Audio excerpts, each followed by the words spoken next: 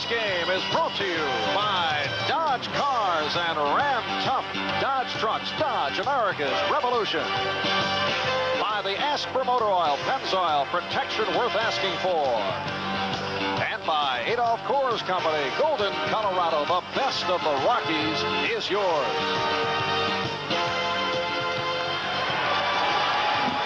And the Seattle Seahawks won the toss. They have elected to receive. So Chris Barr, in his 8th season out of Penn State, getting set to kick off to the combination of Zachary Dixon. There's Zachary on the left side of the screen and David Hughes on the right. And we're underway here at the Kingdome in Seattle. This is Dixon. Out to the 20. Penalty flags thrown as Zach Dixon in his 5th season out of Temple returns across the 20-yard line, a 21-yard return. The referee today is Jim Tunney, and we await the call. Jim Zorn with Kurt Warner and David Hughes in the Seattle backfield. Steve Largent sitting it out at the start. He was a questionable because of a knee injury and may play later on, but Byron Walker gets the starting nod, and the offensive line of the Seattle Seahawks anchored by the veteran center Blair Bush. Illegal block above the waist, number 57, half the distance, 10 yards. So it is Shelton Robinson called for the illegal block, and the Seahawks back at their 8-yard line and going to work. Jim Zorn, who has played very well against the Raiders. He's thrown 6 touchdowns in 6 games against the Raider franchise. And this is Kurt Warner, the AFC's leading rusher with 531 yards. Kurt Warner stopped by Ted Hendricks. And Marv, you might mention Howie Long, Reggie Kinlaw, and Lyle Alzado, who are in there now, interchanged with the other 3 who are equally as able. And those 2 in the white letters are the fellows who are replaced by the 5 defensive backs when they play the nickel and sometimes 6. And the Raiders secondary, Hayes, Watts, Davis, McElroy. Pick up a 5, 2nd down and 5 out of the 13. David Hughes along with Kurt Warner. And this is Hughes. Hughes in his 3rd season out of Boise State, averaging about 3.5 per carry, picked up 4.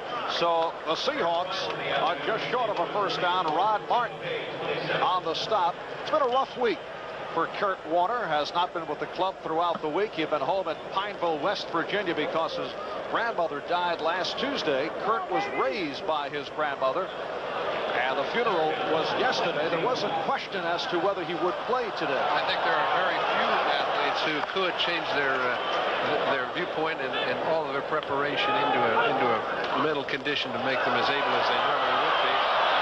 As Jim Zorn said earlier today, he says, I think he's one of the few that can. And Dan Dorning looking for the 1st down. They're calling for the yardsticks. Ted Hendricks was there to make the stop. No gain. So Dorning is stopped, and the Seahawks are forced to punt. Head coach Chuck Knox, who did not appreciate the officiating last week in the game against San Diego. Seahawks penalized 15 times, the Chargers only twice. Yeah, that's too many. I tell you, I don't know a head coach that would say that's okay.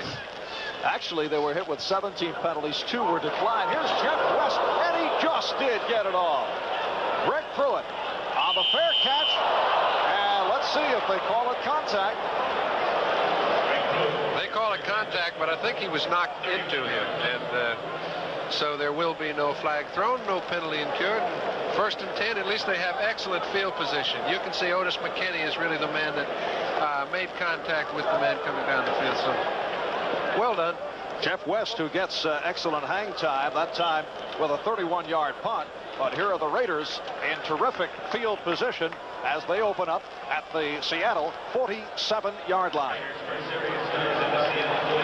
Calvin Muhammad to the left, starting in place of Cliff Branch, who injured his hamstring with that sensational touchdown pass play against the Redskins.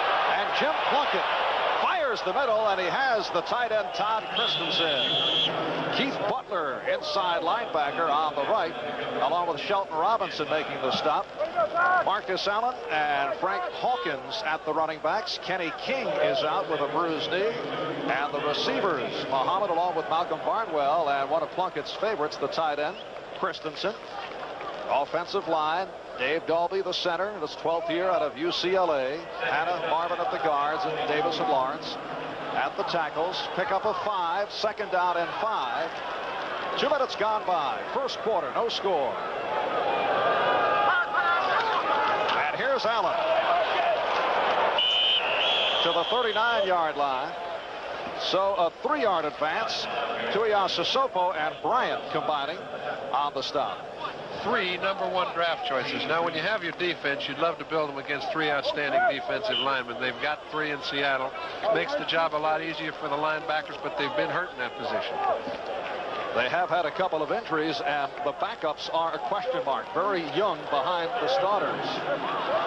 Kenny Easley's supposed to be healthy again, Marv, so number 45 should be a factor. And here's a 3rd down and 2. Hawkins to the open for the first down and more. You know, sometimes they say, let's take it up the middle. That is a perfect dissection. I don't think I've ever seen a play that went so much up the middle. Take a look. Number 50, Dave Dalby, the center. Here comes Frank Hawkins, runs right up over the top of the ball. Dalby cleared out some running room. They've got a 1st and 10.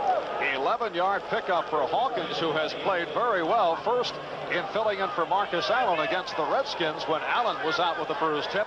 And today starting for the injured Kenny King. First down at the 28. That is Muhammad in motion. And Plunkett.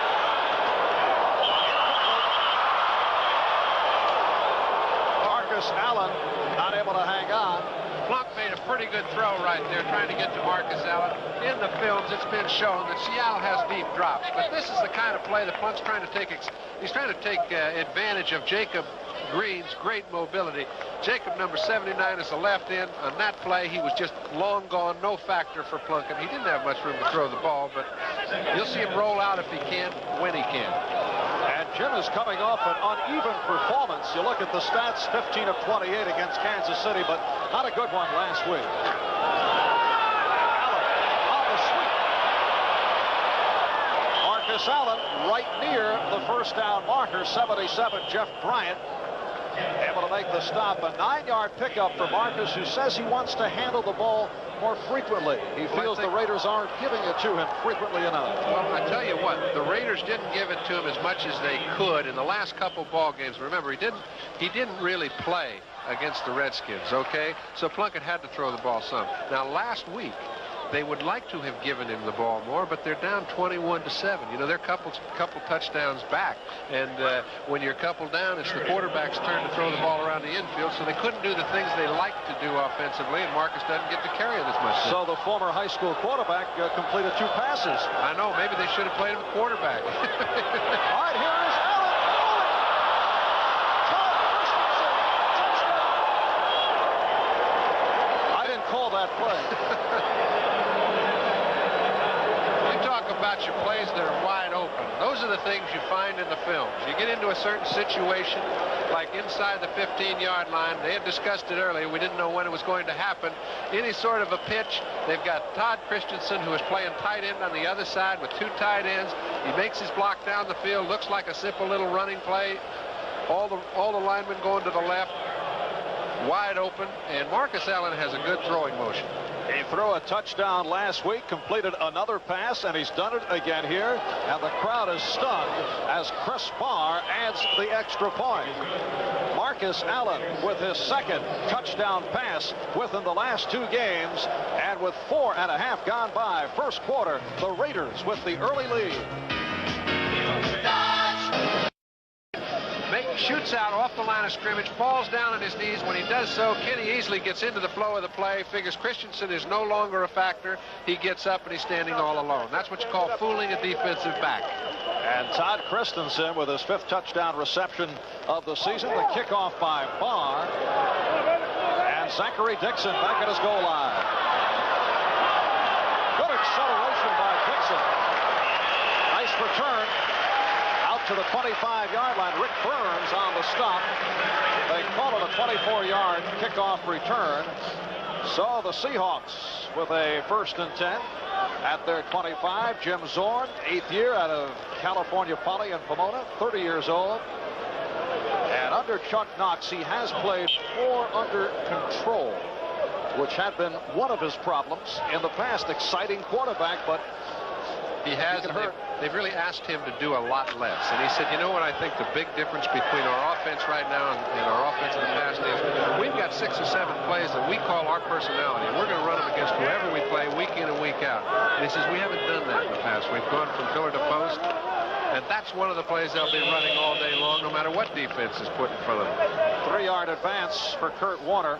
Richard Todd had a nightmare. Intercepted 5 times as Miami walloped the Jets 32-14. And Pittsburgh winning big over Cleveland in the 4th quarter. No bargain for Brian Sipe. And the 49ers slipped it to him 32-13, scoring 26 points in the 2nd half.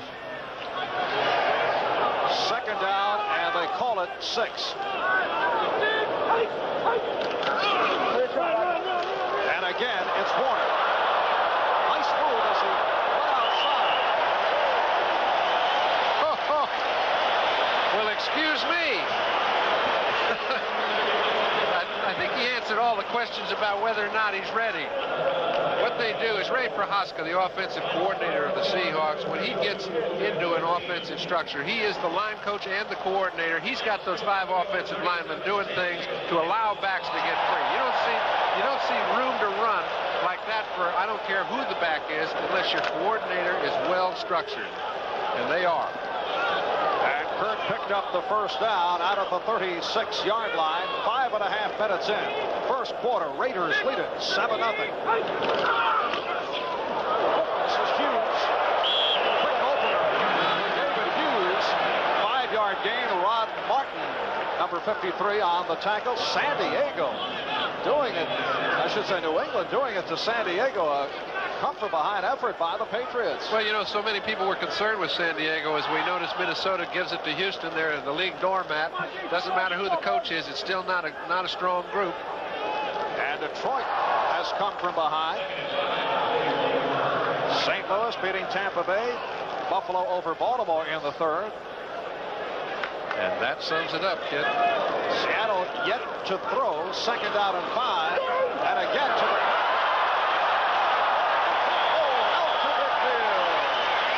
Okay, what do you do? If you're a team like Seattle, they can cause the Raiders a problem. The Raiders have great pass rush, okay? They've sacked quarterbacks for more yardage than any other team in the game. But when you have a running back that is this explosive, it really tends to keep the defensive linemen and linebackers at home. And Kurt Warner is not just another good back. He's an offensive himself. That's one reason it allows Zorn to take not as much of the responsibility. 25 yards, 4 carries for Kurt Warner. 1st down at the 50. Zorn looking to throw for the 1st time.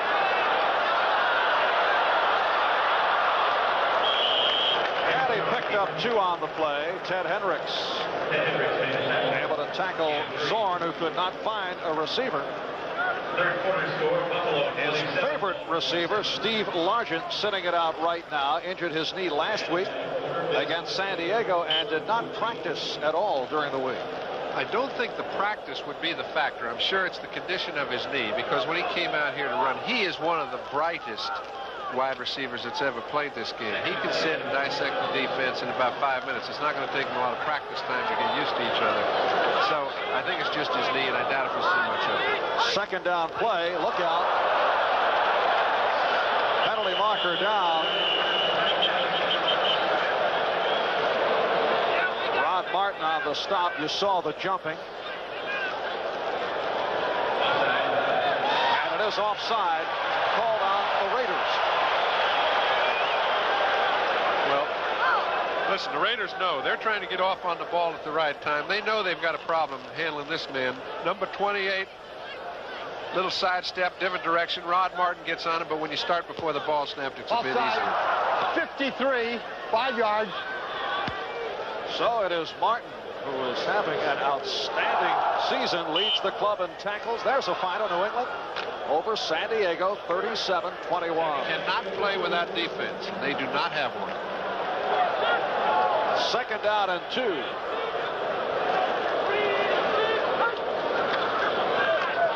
This is Hughes.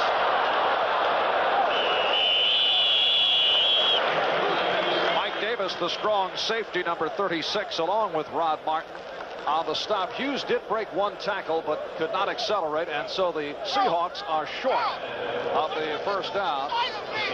David Hughes, a 2nd-round draft pick back in '81, born in Honolulu, Hawaii, but grew up in Kirkland, Washington, so he's playing for his hometown team.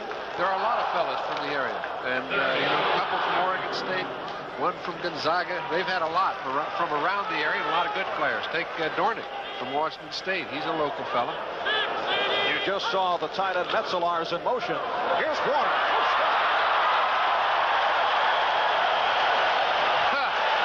Reggie McKenzie must feel like he just died and went to heaven. I mean, he goes from O.J. Simpson to Kurt Warner. I wouldn't say they're dropping a lot. You take a look. When you get a running back as good as Kurt Warner is, what you do is you try to get somebody at the point of attack. If it takes 2 blockers to get 1 defender, get him on the ground, and the running back will find some room on his own. This time is exactly what happened. The 2 fellas on the right side. Steve August is having a wonderful time playing tackle for the Seahawks now, and 28's making them love it. He picked up 10, first down at the Raider 32. Zorn throws, overthrows. The intended receiver was Paul Johns. Ted Watts. There's Watts covering on the play. Well, Howie Long got in there very quick on that play. Howie Long is playing excellent defensive line play for the Raiders right now. But let's take a look at why the pass was not able to be completed. See Rod Martin, number 53, just underneath 85. It always looks like you've overthrown your receiver, but it's the linebacker who gets in the path and doesn't allow you to complete the ball that's responsible for the defensive play. 2nd down and 10 as they come out of the I. Walker in motion. Straight ahead. Kurt Warner to the 30. Short pickup, Van McElroy, free safety on the stop. That's McElroy helping Warner up. You know, the Marcus Allens and the Kurt Warners, and you look around the league, the Wendell Tylers, it looks like every time they're brought down, it's the last guy that brings them down, and he was lucky to get him. It's just like Hugh McElhaney 25, 30 years ago. Every time he got the ball, the whole stand stood up, and this guy has the same effect. Well, the Rams trailing Atlanta. Could be bad news for Dallas. They got off to an early lead. That's right. They have never done that. 10th play of the drive. And Dorning for the first down. So Dorning out of the backfield. And he's picked it up. Hey, I'd like to find... They're throwing him a little penalty. And don't think penalties don't carry over. Moods carry over. 15-2 last week. Now they get penalized when they think they've continued their drive, picked up a first down. Charlie Sumner said before the game, if I see number 33 catch a 3rd down pass for a first down, I'm liable to jump up there in the booth with you because he's the only man they throw to.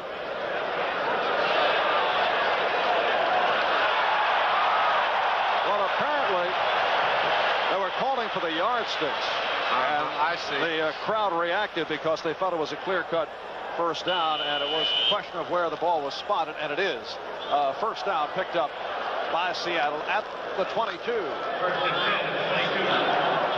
Jim Zorn has gone over the 20,000-yard mark for his career. And it didn't take him long. He needed 6 yards coming in. Warner stopped at the 20. Alzado and Millen combined on the tackle, a 3-yard advance. Seattle Seahawks come in at 3 up, 3 down last week, losing in San Diego 28-21 after leading 21-zip. Marv, I think, you know, what should be mentioned as you see that statistic, it's how long did it take him to do it, and he's been in this game for 8 years. This is his 8th year. That's over 2,500 yards a season, and there's a good chance that before he's through, he'll have as many as 40,000, and there's only one man that's ever done that. 2nd down and 7. creating the additional yardage. Bob Nelson on the stop. It appeared that Warner would be trapped, but able to pick up 3. Boy, it makes you feel a little bit helpless out there playing defenses.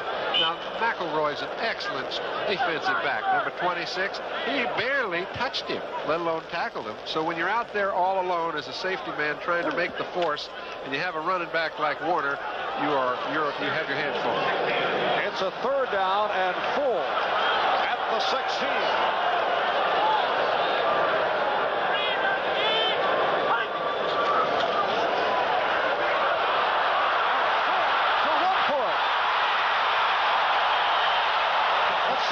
The Seahawks feel that Zorn was able to work his way in. He looks to be just short.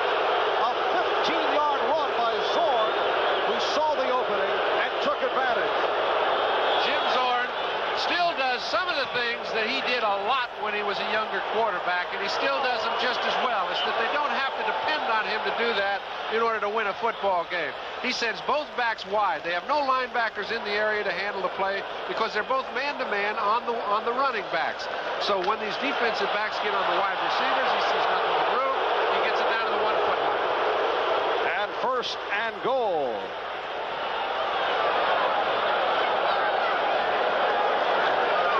It's Warner. And he is stopped short. He tried to knife his way in. Whenever you start trying to back in, there's a good chance you will not get there. It will be a 2nd and goal. 2 minutes, 23 seconds remaining, 1st quarter. Raiders lead 7-0. On the option, it was Marcus Allen connecting with the tight end Todd Christensen. 19-yard pass play. So Allen, who threw a touchdown last week, has done it again here. And you see the final scores: Detroit over Chicago. 15th play of this sustained drive. 2nd and goal. Touchdown. The Seahawks on the board.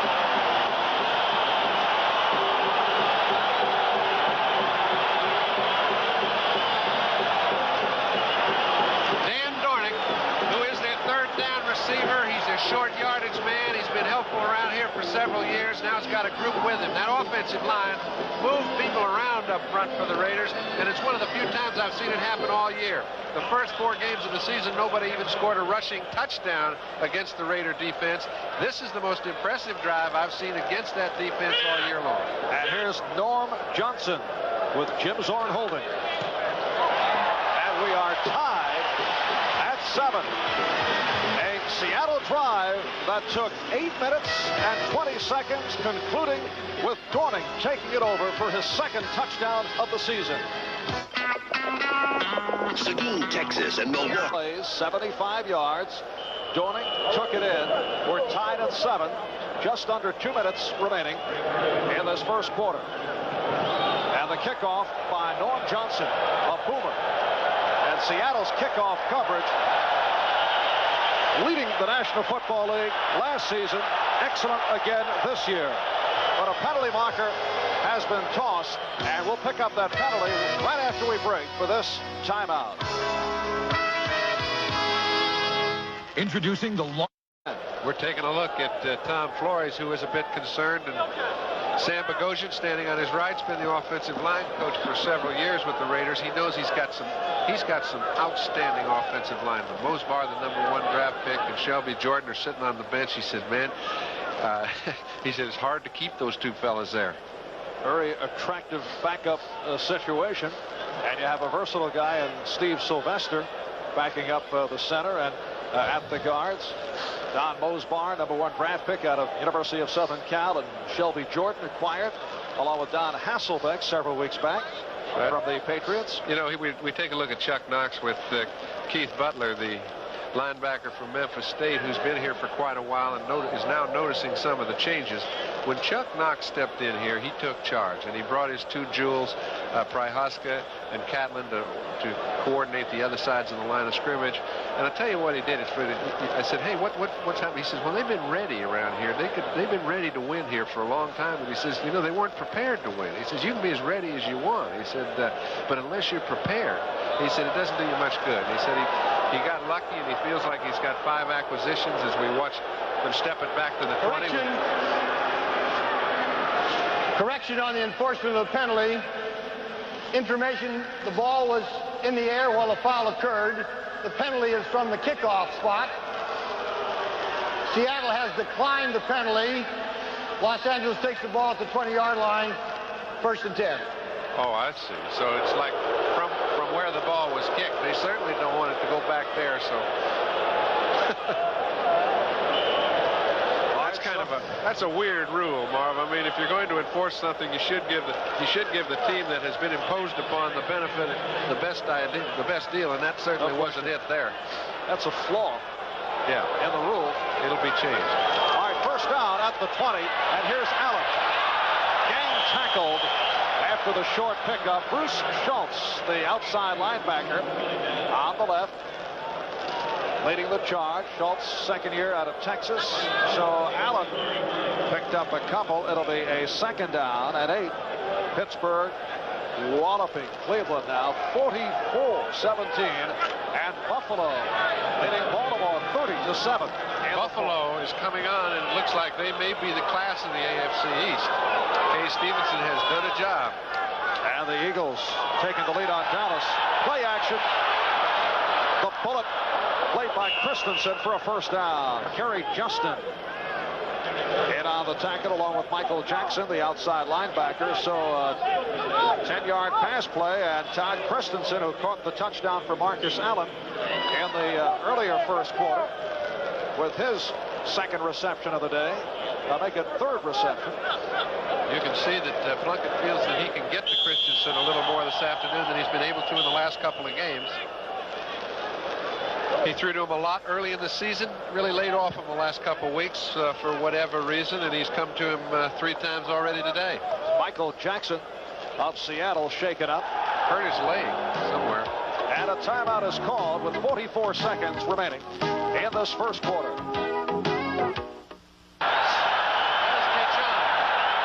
First down at the 33. Malcolm Barnwell not able to hang on. It was covered by Kerry Justin. You can quiet down the wave if you make a reception. We'll take a look at Jacob Green. Here is the #1 defensive lineman for the Seahawks, one of the premier in the game. Henry Lawrence is doing a job on him so far. If he doesn't get to Plunkett, Plunkett will have a field day. Jacob Green's specialty is getting the quarterback. Holds the Seattle team record. He had 12 sacks 2 years ago. 2nd down and 10. 30 seconds left. 1st quarter. We're tied at 7. Plunkett throwing the ball to Muhammad.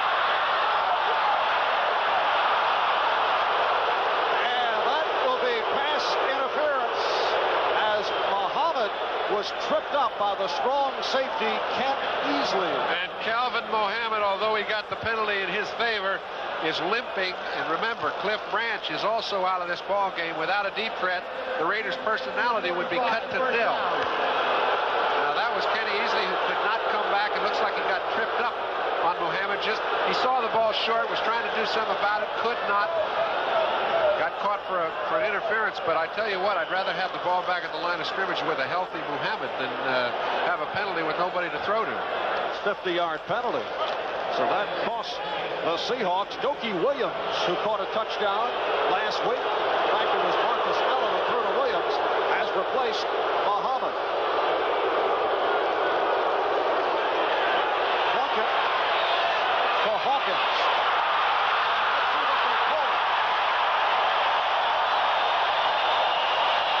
If they call it a completion and a fumble, it may be Seahawk ball. It was Butler who covered up, and that's the call. Keith Butler on the recovery, and Seattle takes possession with 12 seconds left, first quarter. Marv, you asked me early in the ball game, will being ahead 21-0 and losing the football game affect the Seahawks negatively? We mentioned, just take a look at the hitting. These guys are having to go at one another. They have been since the opening game started. When you play against the Raiders, you know it's going to be a long afternoon if you don't start forcing the action. The Seahawks have forced it from the get-go, and they've got a turnover at 7-7, and the Kingdome has come to life. Seattle first down at their 14-yard line. That is some statistic. 10 touchdowns out of 20 turnovers. Seattle, an opportunistic ball club. Hughes out to the 18-yard line. You'd say that must be rare for the Raiders to give the ball up. Well, they've had 22 turnovers in 6 games and are still 5-1. That shows you how good their defense has played and has carried their football team through the early part of the season. But the Seattle Seahawks are taking it to them now.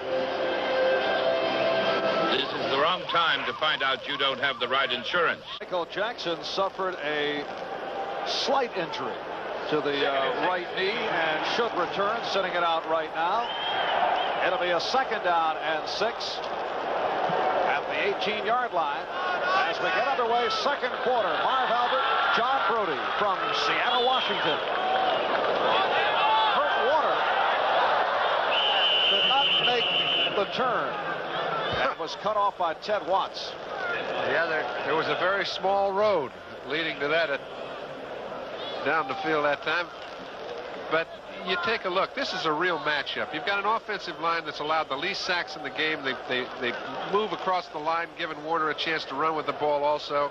Against the team, the Raiders have sacked quarterbacks for more yardage than any team in the league, and they're still playing the run this aggressively. It's a very well-rounded offensive unit and defensive.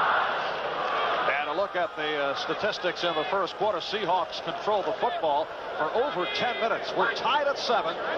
Zorn out of the shotgun. Oh, good hit. Hard hit by Lester Hayes all over Dan Dornick. Well, I tell you what, when number 33 comes out of the backfield and it's 3rd down, everybody in the house knows Zorn would like to throw the ball to him. Now, Lester Hayes is no fool. He stands back there on his man, but he sees Zorn, and as soon as he comes off the Dornick, he's going to make him feel it. No reception there. And the punting team has come on. Jeff West, 8th year, out of Cincinnati, back at his 5-yard line. Rick Pruitt is back. West usually gets the good hang time.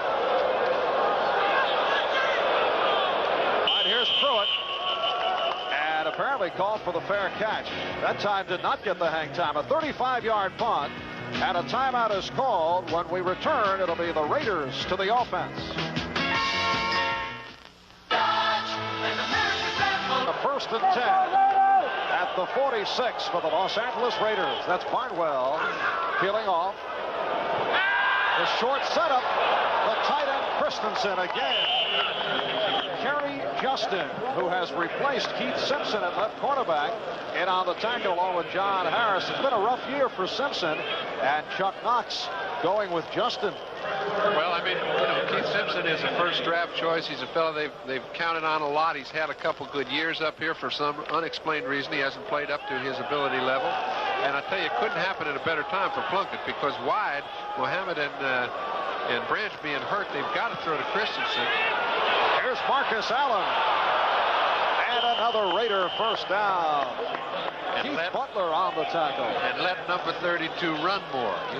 I mean, his idea is, give me the ball and you won't be sorry. Well, your offensive line has to play well for him to do well also. And last week they didn't have a good game for them. It looks like they're moving people off the line of scrimmage a little better early in this ball game, and that's the result when they do. Yes, the Raiders were very upset about the play of the offensive line last week, as they just did beat Kansas City 21-20 and had to come from behind to do it. They were down 14-0.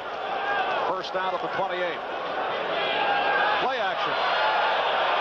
And Plunkett in a play that I don't think he had in mind, ended up running with the ball. No way he did, but I'll tell you what a guy does over the years. You get smart. I mean, how many times have you seen a quarterback try to hand the ball off and the back's already gone?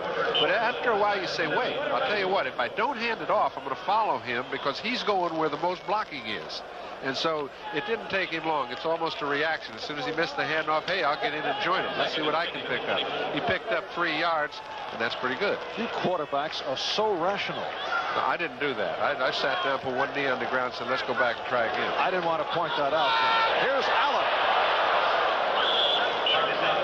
And Marcus near the first down marker. Looked like he picked up 5. Michael Jackson, who is apparently all right, in on the stop.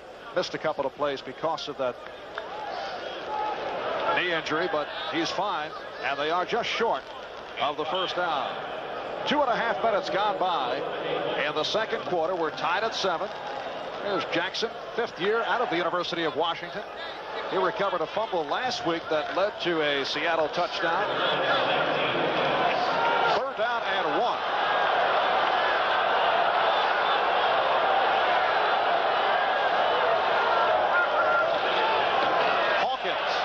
First down. Frank Hawkins, who has seen much action in the last 2 games because of injuries to Marcus Allen and Kenny King. King sitting it out today. And Hawkins, in his 3rd season out of Nevada Reno, has collected the first down. Los Angeles Raiders, record of 5-1. The only loss that stirring game at RFK in Washington 2 weeks ago. Redskins coming from behind to win it 37-35.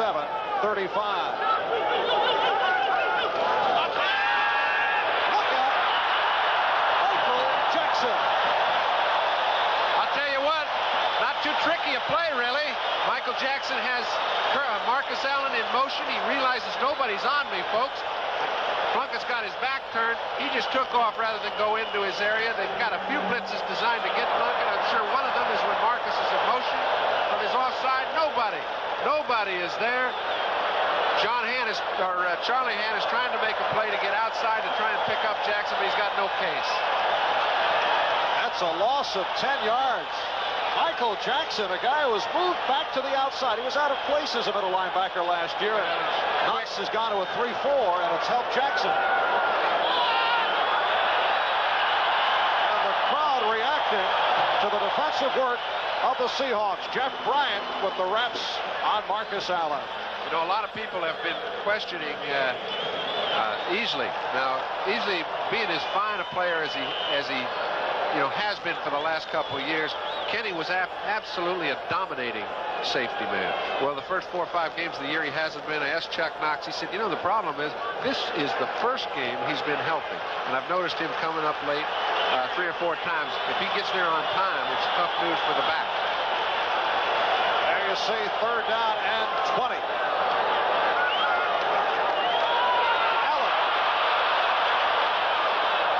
Marcus inside the 15, but short of the first down. John Harris and Ken Easley combine on the tackle. Here is a situation. It's almost a give up. What kind of play is there when it's got 25 to pick up? We see Marcus Allen running as far as he can. You can see Plunkett back there rooting for him in the background. But they still have to kick a field goal. And this attempt from 32 yards out. Mark Wilson will hold. Chris Barr, who is 4 for 8 on the season. He has connected 2 of his last 3. And he connects right here. So far from 32. And the Raiders now lead the Seahawks by the score of 10-7. Chris Barr, and the Raiders leading the Seahawks 10-7. If there's one thing I've never seen the Raiders do, it's hide. That is true. And here's David Hughes. Beautiful move by Hughes. Flag down. Doki Williams pushed him out of bounds. The return by David Hughes. But there is a penalty marker down. Number 88 was back there about the 30-yard line, and he and Raiders were having a little discussion. That's where the flag was thrown. And it is against the Seahawks. Referee Jim Tunney working along with umpire John Lineback, head linesman Sid Seaman, line judge Boy Smith, the back judge Pat Knight. Illegal block below the waist during the run back, number 88. 15 yards, first down. And it is, as you mentioned, Pete Metzelaars continuing the official rundown, side judge Gil Mace, and the field judge Johnny Greer. So the ball back at the 20-yard line. First and 10 for the Seahawks, who have been very effective on first down plays, particularly proficient last week against the Chargers. Dan Dorning. Archie Reese on the stop. Quick check of the scoreboard around the NFL. Miami clobbering the Jets at Shea Stadium. Pittsburgh walloping Cleveland. San Francisco winning big over New Orleans, pulling away late. New England over San Diego. Minnesota, a lot of big scores. Minnesota hasn't been a close game all day. Another one. Detroit over Chicago, 31-17. A high-scoring close game. St. Louis beating Tampa Bay. Kurt Warner. Run out by Van McElroy. And continuing the scoreboard rundown, Buffalo leading Baltimore in the fourth quarter. And now Dallas in front of Philadelphia as they have jockeyed in the first quarter. How do you think they'll handle a lead? I think they prefer to have the opposition where they want them, and that is trailing as late in the game as possible. Kansas City leading the Giants in KC 3-zip. Third down 3 at the 27. And here's Zorn. And he is right at the first down marker. Depends where they spotted Bob Nelson. He's got a first down because they started at the 20. You remember that. And now Reggie McKenzie makes a fine play, but he trips on his heel just as he's got a play on Nelson, or he'd have picked up 10, 15 more. So Zorn has run well in this first half, and it's a first down. Jim Zorn has picked up 22 yards, 3 carries. At important times. That's Chuck Knox looking for consistency out of number 10. Jim Zorn, a quarterback who has been exciting but up and down. Erratic, but has big playability. Off the play action. That's a pattern that Jim Zorn, when he's hot, will hit 9 out of 10 times. But he started fast early in the year. In the last couple ball games, he hasn't thrown the sidelines as well as you'd expect Jim Zorn to throw them. He can throw the sidelines. He's got a strong arm. And for whatever reason, you get just a little out of sync. You start throwing the ball a little before the receiver comes out of his move. For whatever reason, they haven't been as effective in the last couple ball games. I don't know whether it's Largent being out of there or what. He was looking for Byron Walker, the man who has replaced Largent. Steve sitting it out with a knee. Zorn is now 1 for 3, 8 yards. That's been it. Seahawks have been very effective on the ground. Here's Kurt Warner. Oh, a brilliant move on Lester Hayes.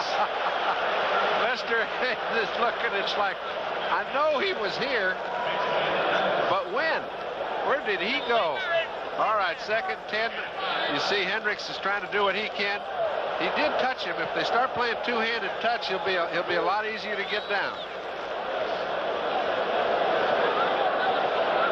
And the crowd reacting with the replay put up on the big screen here at the Kingdome. But it's a 3rd down and 5 for Seattle. We're second quarter, 7 minutes remaining. Raiders lead at 10-7. Zorn able to stand in and overthrows Paul Johns. And a flag is down. I'm almost certain it's holding because Jim Zorn never went down if it wasn't roughing the passer, and it wasn't. Got to be holding. And that is the call against Seattle.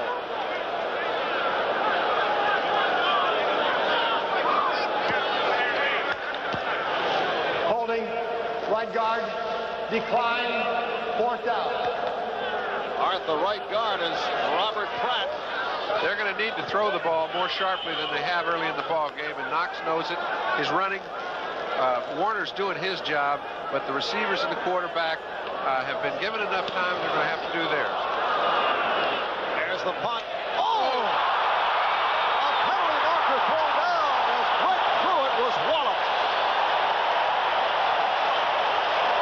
They may rule that they did not give him a fair opportunity to catch that punt.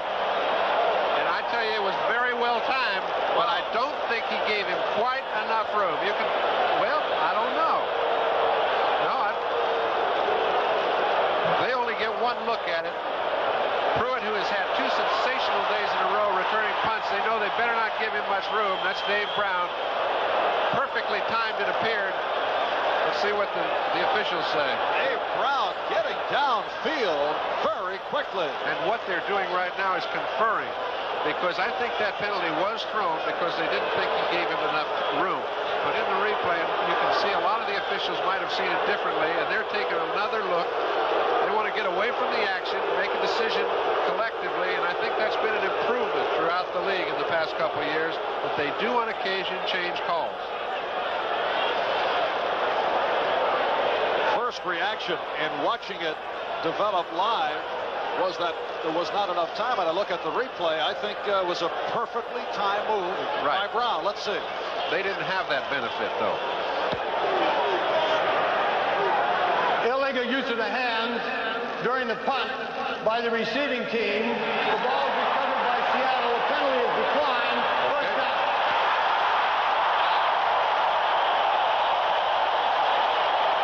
So it was, according to the officials, perfect timing by Brown, the call on the Raiders. I think the whole commotion was the fact that they had not clarified what the call was. Everybody went around misemotion, and they assumed that he didn't give him enough room, as we did up here. That wasn't the call at all. It was declined. Number 37, Eric Lane, recovered, and it's 1st and 10 Seahawks. So Eric Lane, the backup running back, off the recovery, and the Seahawks 1st down at the Raider 24-yard line. Warner.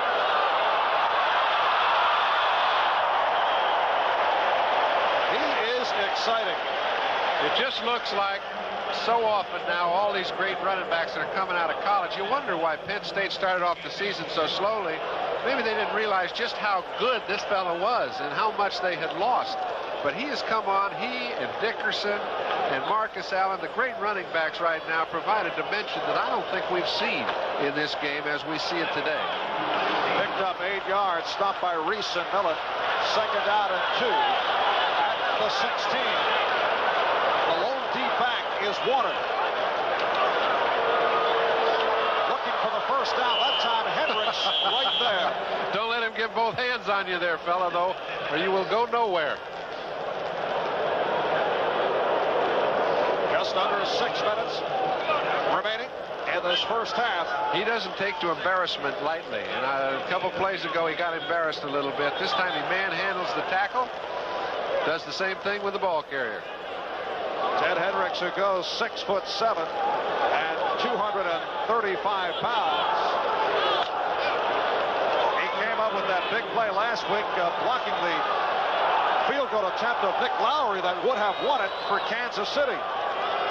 3rd down and 3. And Dornick should have had it. Same man, 3rd down. How many times have they gone to Dornick? Every time. Every ball that's been thrown in the 3rd down situation has been thrown to Dan Dornick. One was completed, one was deflected, and that one was dropped. Now, you don't see number 33 do that very often. So here is Norm Johnson in his 2nd season out of UCLA. He has been the hottest field goal kicker in the National Football League. And this is a 35-yard attempt. Oh! And chasing it down, going to try to throw it. That's 20. That looks like one out of the Seahawk playbook from several years ago. Would have been fine, but he should have dropped the ball. I know it's hard to ask a receiver to drop a pass, but when Zorn was in trouble, he was just trying to find anybody out there that he could get rid of the ball to, that they could get the ball back to the line of scrimmage. He did find Dornick, and he made a pretty good play out of it, but they had no cage once that center was over his head. Channel 5, Chicago. Sellout crowd, Kingdome, Seattle, Washington, Marv Albert along with John Brody. Raiders leading the Seahawks 10-7, 5:13 left in this first half. And another look at the high snap from the center, Blair Bush. And do you know Jim Zorn is back under the 20,000 yardage mark off this pass? It's a loss on the play. Well, sometimes you assume that if the holder's real alert, he can jump up in the air and save it. That baby was about 8 feet high. He had no chance to do so. He is minus yardage on the day. He's down to 19,987. He came in only 6 yards short of 20,000. All right, first down at the 32-yard line. Raiders operate with Plunkett at quarterback. Play action for Allen, and Plunkett puts it up. It is picked up. Kerry Justin off the pass intended for Calvin Muhammad. Kerry Justin in his 6th year out of Oregon State. And the reason the fans are all so excited, they follow football pretty closely. Now, this is a man that's starting a ball game for the first time this year. He's coming in playing cornerback, trying to handle Muhammad all by himself. He does so. Beautiful interception. In his first start, he picks off an interception, and they've got the ball back. Jim Plunkett picked off for the 11th time this year, and the Seahawks first down back at the 20-yard line.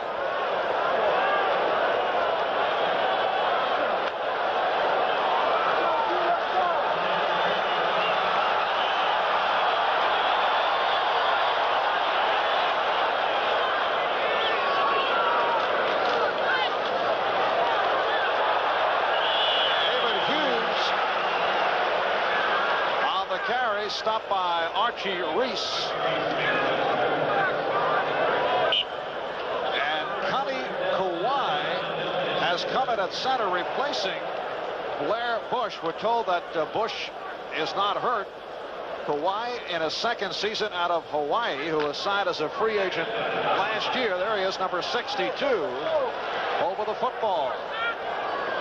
I think Chuck Knox is just a little hot right at the moment. Decided to make a temporary change. Hard hit on Hughes. Bob Nelson, inside linebacker on the right, number 51, involved on that stop, and some words between the Raiders and the Seahawks. You see a man, you mentioned Kawhi is in the ball game, number 62. Doing a pretty good job on Archie Reese, number 74 for the Raiders. I'm sure it gets a little active in there, eh, big fella? And it's a 3rd down and 4 at the 26. Raiders lead at 10-7. Marcus Allen connecting with Todd Christensen on the halfback option pass.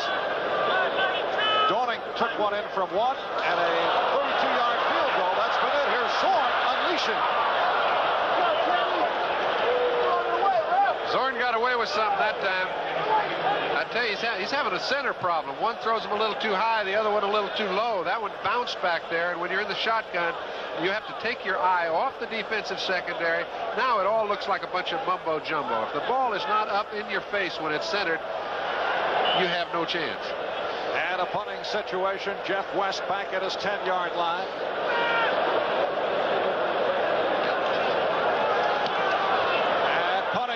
To Greg Pruitt, who says fair catch, and drops it, but recovers. It's been a rugged day for Pruitt, who is one of the best in the NFL. He got jarred by Dave Brown last time, and now drops the fair catch. First down at the 36, Marcus Allen. And a penalty flag thrown in the secondary. So Allen trying the right side.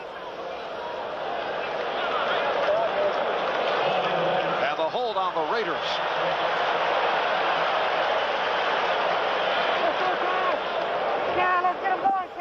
And now the final, Buffalo knocking off Baltimore 30-7. Baltimore started fine, but Buffalo's just a little too strong. You know, as fast as this game started offensively, with both teams starting off with fine drives and touchdowns early in the game, it has turned into a turnover defensive struggle. It's still a lot of hard hitting. Holding during the run, number 46, 10 yards, still first down. But it's been a little bit sloppy. I think sometimes the intensity creates sloppiness rather than good, solid play, and both offenses have staggered a bit. That hold called on the tight end, Todd Christensen. First down and 20, back at the 26. Plunkett swings it to Allen. Allen to the 30. Out to the 31-yard line. Kerry Justin came up with the intercept a moment ago. And Bruce Schultz combining on the tackle. And just under 3 remaining in this first half. It's the Raiders 10 and the Seahawks 7. 5-yard advance, second down and 15. That group has a lot of number 1 draft choices in it. That defensive group for the Seahawks, they've got 5 altogether. And up front, 3 number 1s, Jacob Green, Mano Tuiasosopo, and Jeff Bryant working out of that 3-4. Good rush, and Plunkett going deep, again looking for Muhammad, and broken up. John Harris, number 44, able to break it up. John Harris was actually beaten when he made his break. Muhammad made a fine break, but Harris, with great speed, was able to recover and had the play as a center fielder would from the time it was thrown. The ball looped just a little bit. Muhammad didn't realize it. And you can't do that with a man at the speed of Harris, easily trying to help out, getting back there. He's playing strong safety, remember. He comes back to see if he can be of any assistance. 6'3", 210 pounds. With the speed he's got, he can be assistance to a lot of people. So Jim Plunkett again looking deep for Calvin Muhammad, who apparently is all right. He left earlier, and it's Muhammad starting in place of the injured Cliff Branch. Safety blitz. Plunkett looking for the first down. He has it, and some more as he's brought down by Harris and Jackson. We can see it. You can see it up here, and the quarterback can see it from underneath that center very easily. When he did, he saw a slight crack. When you're in a safety blitz, you've got no linebackers, you've got no defensive backs, you've got nobody to make the play. He got through a crack, picked up a first down, kept the drive alive. Now he's got to start throwing it a little better. Bring out your best. LA Raiders record of 5-1, leading the Seattle Seahawks by the score of 10-7. 20-yard pickup on that scamper by Plunkett, and with 2 minutes remaining, first half, Raiders first down at midfield. Plunkett goes the middle. Malcolm Barnwell to the 30 for the first down. Keith Butler making the stop on number 80 in his 3rd season out of Virginia Union. Nice play by the offensive line there, Marv. When you give a quarterback 5 seconds to throw the ball, Plunkett put 3 fakes on the defensive linemen, 2 on the linebackers, and still had a chance to pick up Barnwell. Raiders in a hurry-up offense. First down at the 30. Marcus Allen. He was rocked, picked up a yard.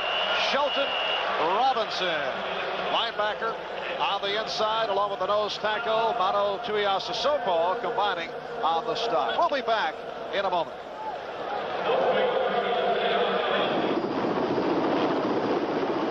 Pull one out of the arsenal. Coaches and quarterbacks are a little reluctant to use a running back throwing the ball, and we never go to it enough. I'll tell you what, because we're scared of being there once too often. I would. All right, Plunkett unleashes. Calvin Muhammad that time off the short-range pass play, and Keith Simpson back in the lineup. Yeah, Plunkett hurt a couple more defensive linebackers or linemen. I'll tell you, when they hit him, it's harder on them than him. First down was picked up as Simpson made the tackle. And let's see who that injured player is.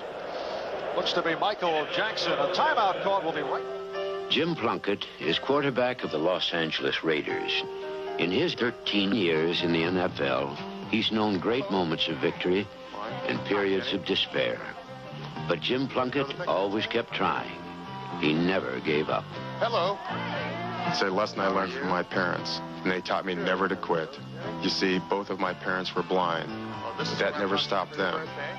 They raised a family. They gave me a chance to be whatever my vision could make me. As a United Way volunteer, Jim teaches others the lessons that his parents taught him. Sometimes the mere sharing of the beauty in a single flower can open a new experience for someone, even if they never see it. Perhaps through people who cannot see, we can all come to understand and learn the lesson that life is what you make it, and what you make it is up to you. You know, thanks to you, it really does work for all of us, the United Way.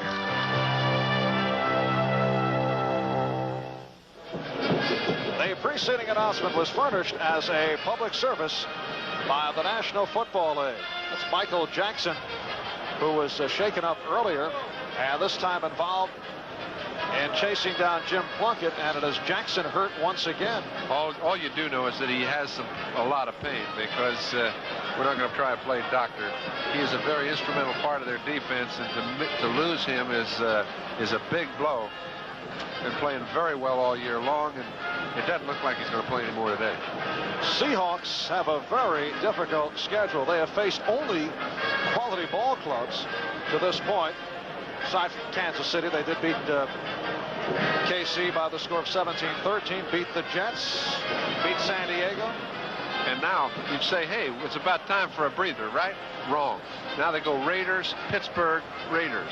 Now out of the first 9 games, they've got 8 teams that are going to probably be in the playoffs. And I'll tell you the funny thing, and Chuck Knox says, don't think our players don't know it. He says, and the important thing to us is if we can be over 500 in our first 9 games, we're going to be in the playoffs too.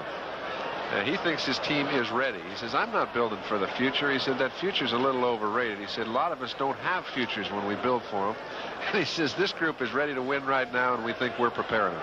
And Chuck Knox has been the NFL's designated builder after revamping Buffalo and the Los Angeles Rams, and appears to be on the way here in Seattle. Let's remember, when he went to the Rams, they won the division championship for 5 years in a row when he got there. They didn't wait a couple years. In Buffalo, he started and they were so decimated that it took him a couple years, but it's not going to take him long. Formation, Marv, that they went to Christensen early in the game. It's Hawkins in motion, and here's Allen. Marcus Allen inside the 15, run out by Shelton Robinson, number 57. Second year out of North Carolina, and we're under a minute remaining in this first half. Greg Gaines, second-year pro out of Tennessee, replacing Michael Jackson. As we mentioned earlier, John, this is the area where the Seahawks are weak in the linebacking core. The backups are 3 rookies and a second-year man in Gaines, who just came on. That's right. They could least afford to have an injury where they had it.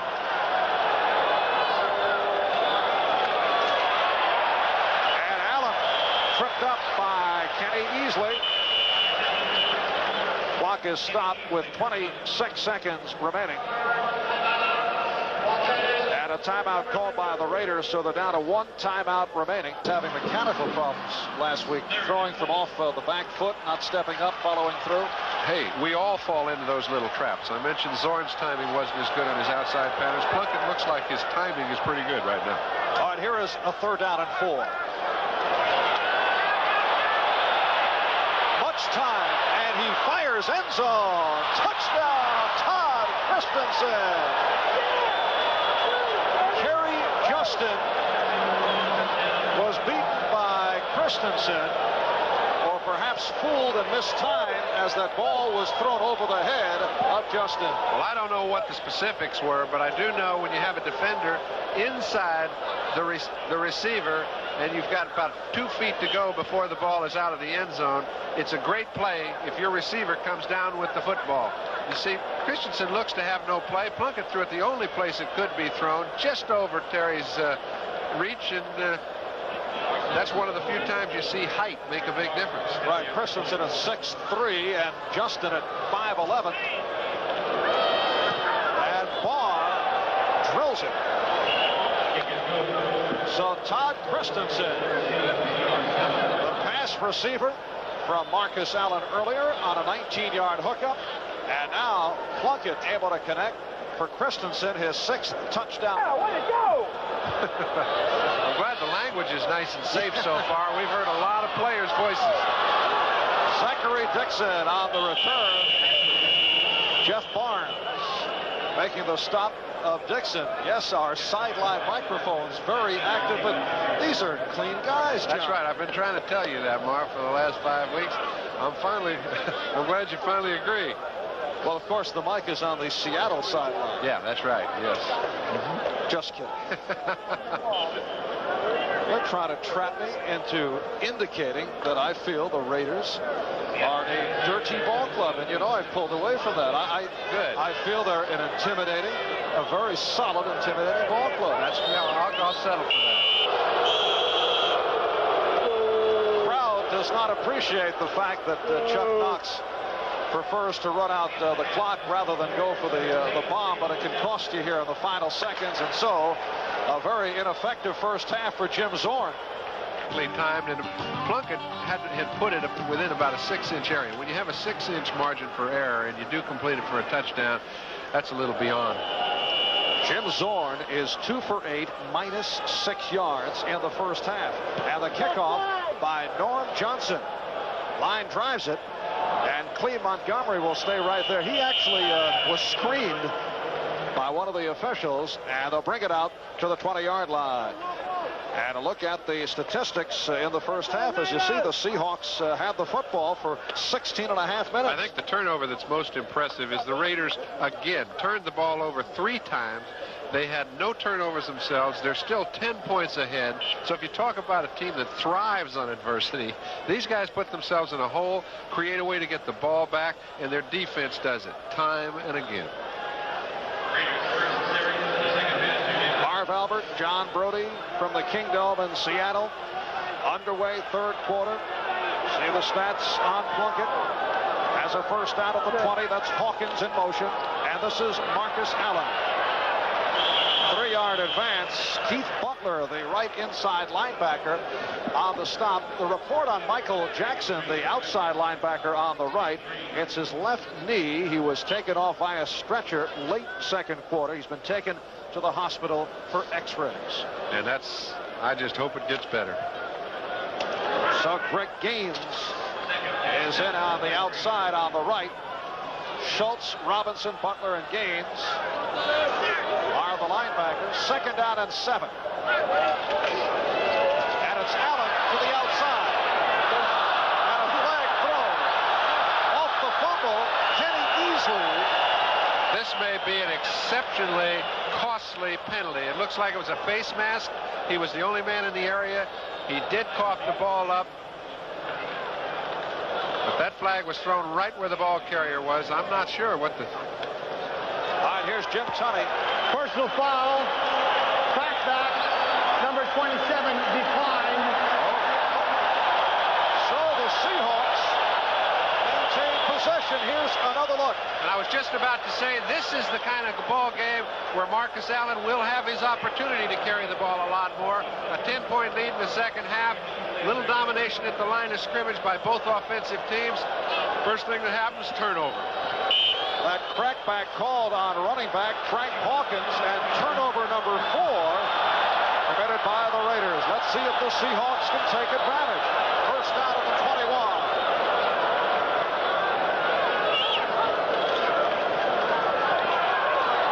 Kurt Warner inside the 20. Rod Martin there to make the stop.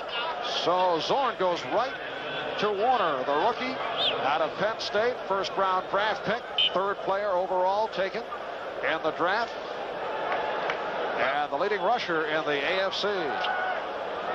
Warner, actually Zorn goes to the bench, Marv, and Chuck goes to Zorn and says, give it to Warner. And that seems to be the way all the National Football League teams go. 2nd down and 7. And Zorn goes sideline. It was underthrown. All right, now that's what we were talking about earlier. throwing the ball to the outsides, he's got himself in a bad rhythm. Now, when he threw this ball to the outside, he was moving back on his back foot. Now, if you're throwing the ball to the sideline, you cannot generate enough power by throwing the ball that way. However, any way you do it, you've got to practice it during the week. You've got to get your timing with all your receivers, not just Largent. This ball was underthrown. And there's no reason for it. It's just that we get a little careless, all of us, playing quarterback, and you lose the things that you do easily. And that question was raised during the week. Has Zorn developed some bad habits?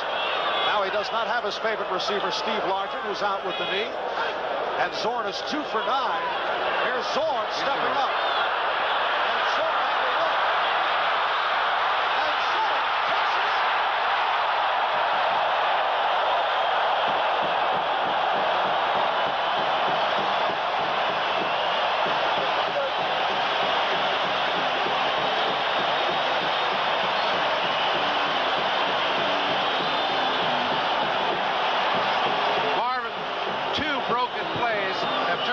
Big ones as far as the Seahawks are concerned, and actually kept him in the ball game.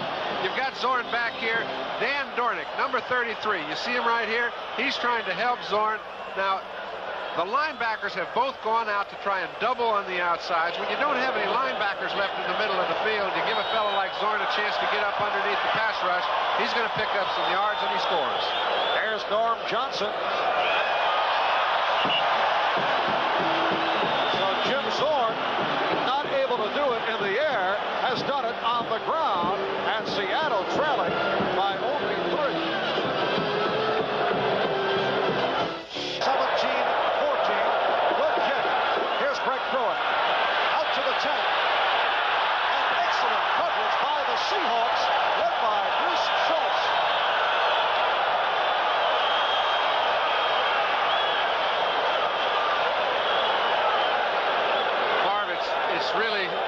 There's no mystery to this game. It is a very emotional one, and this play right here is the reason these guys on that special team were as active as they were. You see Zorn's viewpoint. He sees nobody open because there is no one open.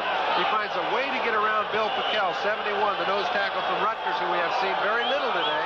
His offensive line's given him plenty of protection.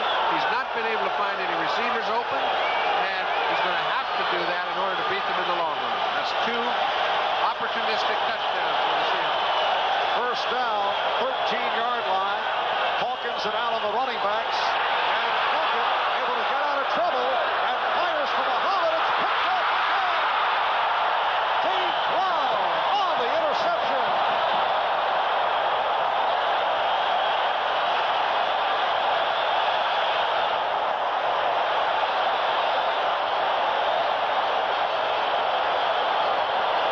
The Raiders will not change their philosophy. You know, 2 things going in. They're going to play tough defense, and they're going to throw the ball down the field 40 or 50 yards 5 or 6 different times during the ball game. They've been effective as long as their franchise has been in existence doing it. Plunkett does it time and again. They win ball games late. They get a lot of balls picked off. Here's another example, but it's pretty hard to second-guess a team that does it week in, week out, and overcomes adversity the way they do. Zorn first down at the Seattle 32 following another Raider turnover. And Kurt Warner stacked up. Matt Millen, Howie Long involved on the tackle. There's Dave Brown. Came up with his 2nd interception of the season. He's been playing very well. In fact, opposition has not tested his area. That time he was involved in double coverage on Muhammad. He mentioned before the ball game, had a chance to sit and talk to him for a minute. He said, you know, it's the first time since I left the Steelers, where he was his first year, that I have the feeling that we are contenders. And he says it's a wonderful feeling, and it really pumps you up if you've been in this game 7 or 8 years. 2nd down and 8 at the 34. By Rod Martin, who was all over Kurt Warner. Rod Martin, one of the underrated players in the NFL. Raiders feel he belongs in the Pro Bowl, and they may get their wish this season. He was elected captain of their football team, and that usually goes to a fellow that has played consistently outstanding over a few years. And I'll tell you, with this group of talent, for him to be the man they picked, Ted Hendricks has been the captain for the past couple of years. It just shows you to be in his league is applaud enough. Loss on the play. Back to a 3rd down 13 at the 29. And let's see what Zorn can do. He's 2 for 9. And he is pummeled. Big rush by the Raiders. Okay, we didn't mention that we haven't mentioned the young players defensively in the line for the Raiders, but on that occasion, all 4 of them almost beat Zorn back to throw. Greg Townsend, Bill Pickel, Archie Reese, they're all sitting right in his lap before he can find anybody. So much for the Seahawk series. Now Blair Bush is back in for the snap. He had been replaced by Connie Kawhi. Bush hurt his back earlier. And here's West. Rick Pruitt. Fair catch again. And that's all Blair Bush was in there to do, was to center the ball. Don't hit anybody. After he centered it, he walked very slowly off the field. So that's about it for him. 26-year-old Tom Flores took over from John Madden, took the Raiders to the victory in Super Bowl 15, beating the Eagles. And his Raiders leading the Seahawks 17-14. Raiders back to the offense. This is Hawkins across the 40-yard line. Frank Hawkins, in his 3rd year out of Nevada Reno, picking up 4 on the play. Greg Gaines, who came on for the injured Michael Jackson, combining with Keith Butler on the stop. So it'll be a 2nd down and 6. And the ball spotted at the 41. Well, the Orioles looking to wrap it in 5, leading the Phillies 2-0 in the 4th inning. Every game's been close and good.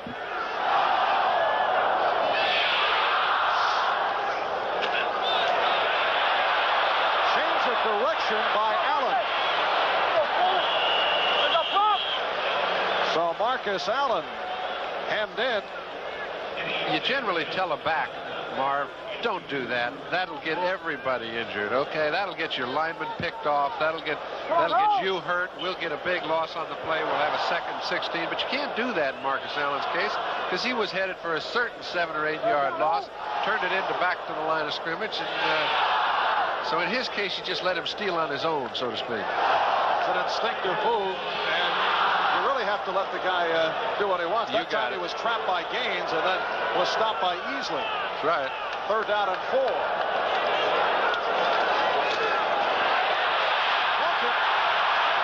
All down by Gregory Johnson. That's Johnson, number 27, in his 3rd year out of Oklahoma State. Plunkett showed the ball as if he were about to hand off. Yeah, but what he did is he didn't hide it from the offside. Generally, Plunk is pretty nifty. He keeps it hidden from the ones he wants to keep it hidden from. Sometimes he doesn't speak too nifty. It's not right there. But I'll tell you what, that's one of the very rare times he gets caught trying to be tricky. And here is Ray Guy back at his 20, getting set to punt for the first time this afternoon. Paul Johns, in his 3rd season out of Tulsa, returning last week from the knee injury. And he's the deep man. This is Johns, 25-yard line.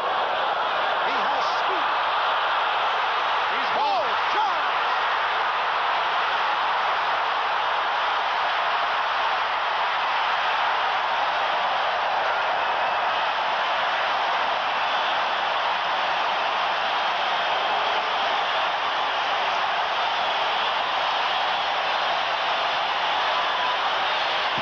Johns going 74 yards for the score.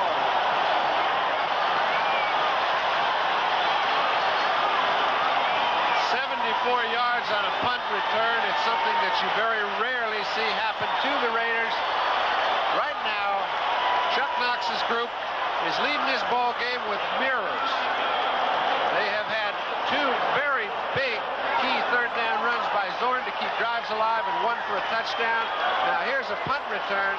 It hasn't been their offense. It's been a whole collection of people that just have refused to give up.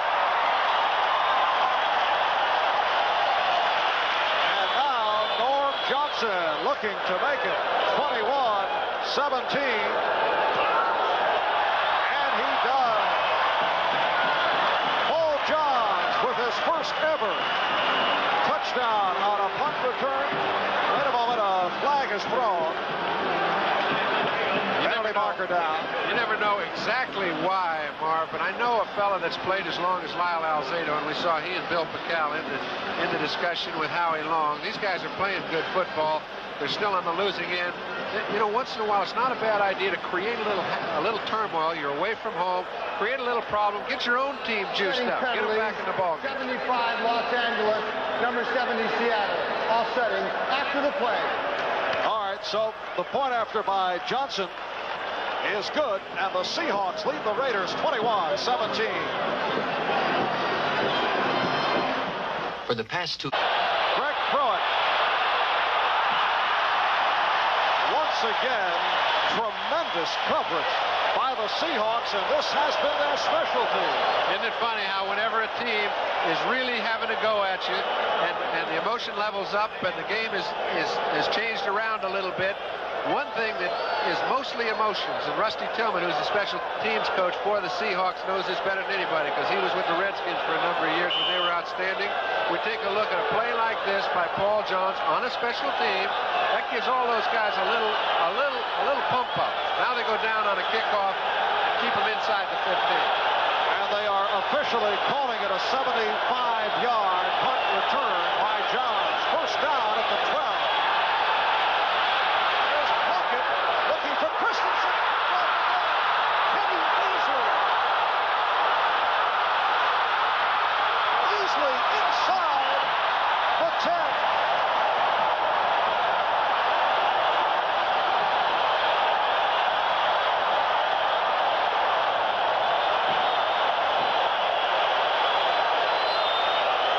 Easley is hurting, Marv.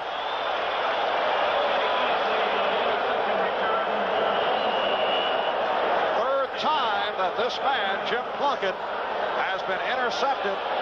The return by Easley for 30 yards, and here are the Seahawks with yet another Raider turnover. Well, you knew he was going for Christensen the whole way, but when he threw the ball, he could not throw it. There was no lane. He didn't have a place to throw it to an outlet. He made a mistake. He would like to have had the ball back. All quarterbacks do it, but he had to throw the ball out of bounds. Didn't do it. Came up with a big turnover, but he is hurt. So it's Easley, Brown, and Justin picking off Plunkett. And we'll have a report on Easley when we return after this word.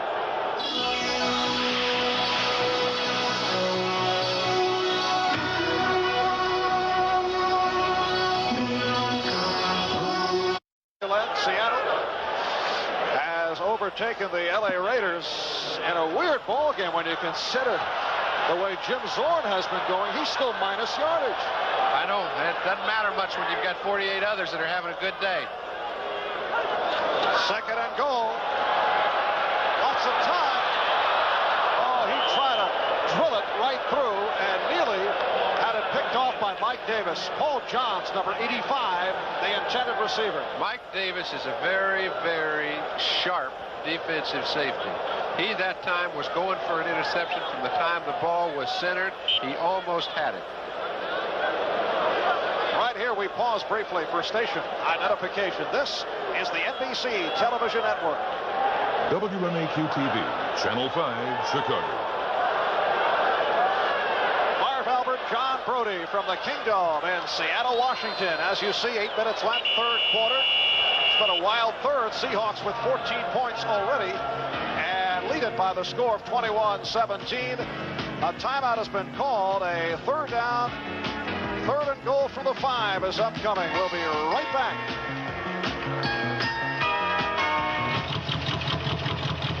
All third and goal at the 5-yard line. Biggest play of the ball game. They have to get 7 points, or they're not going to be able to handle it. And Zorn in trouble, just throws it away. And the Raiders contending that there was no one in sight, but the intended receiver, Paul Johns, was dumped right at the goal line. The Raiders have played real good defense. If you take a look at it, after the first drive that the Seahawks put on them in the first quarter, you take a look at those stats, 2 for 12. They can be a little misleading, but when Zorn has not thrown the ball well, he's been high, he's been off base, there haven't been a lot of receivers open. Maybe it's because Largent is out, okay? But them having to settle for a field goal here will keep their lead to only 7 points. and the defense is totally dominating them. And it's a 23-yard attempt by Norm Johnson.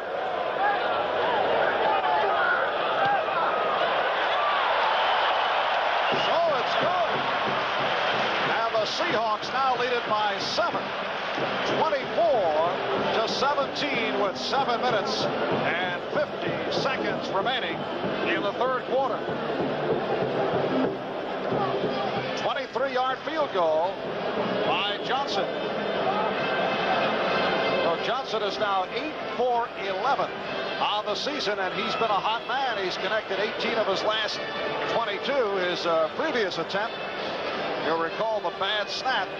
Well, NBC Sports is pleased to announce the acquisition of the Skins game, a unique golf tournament where Jack Nicklaus, Tom Watson, Arnold Palmer, Gary Player compete for $360,000. You're not a player. You're one of the contestants. You can't lose on that one. Now the kickoff by Johnson. Clee Montgomery on the return, and again, excellent coverage within the 10-yard line by the Seahawks. Eric Lane, who has been terrific on special team play, that time leading the assault. You almost get the feeling that the Seahawks say to their offense, go out there and hold them, and we've got this ball game. Everything they do defensively seems to be effective right now, and special teams have just taken the whole flow away from the Raiders. And in 7.5 minutes, 17 points have been registered for the Seahawks. 1st and 10 at the 10-yard line. Calvin Muhammad out to the left.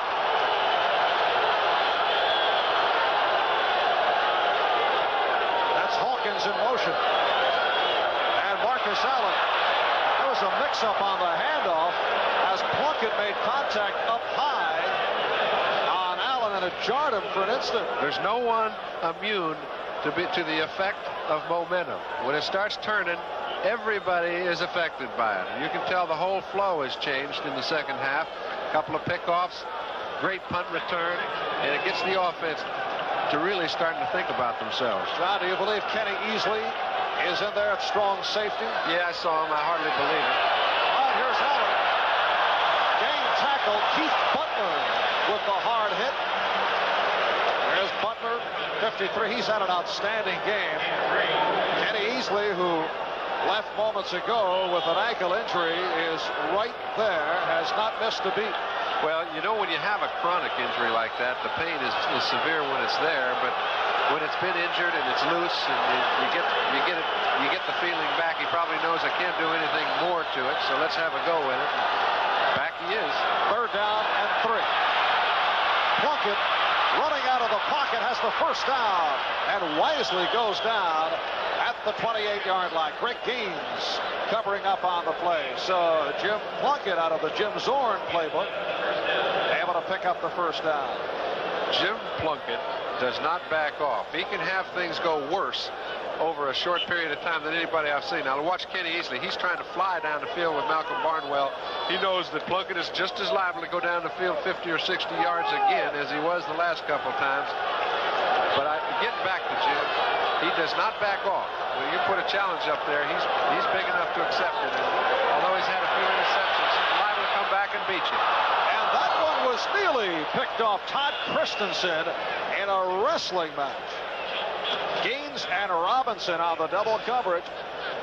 So that's the 6th reception of the day for Christensen, who has caught 2 touchdown passes. Well, I'll tell you, Plunkett was ready for the play. He read the blitz. He read this man, number 45, Kenny Easley, coming in fast. He knew, hey, my out guy is Christensen. Where is he? He finally finds him. Excellent reception. 2nd down and 1 for the Raiders at their 37-yard line. Hawkins, the lone deep back. Allen lined up back behind the tight end. Little shovel move. Marcus Allen, first down. Shelton, Robinson, and Keith Butler combined on the stop.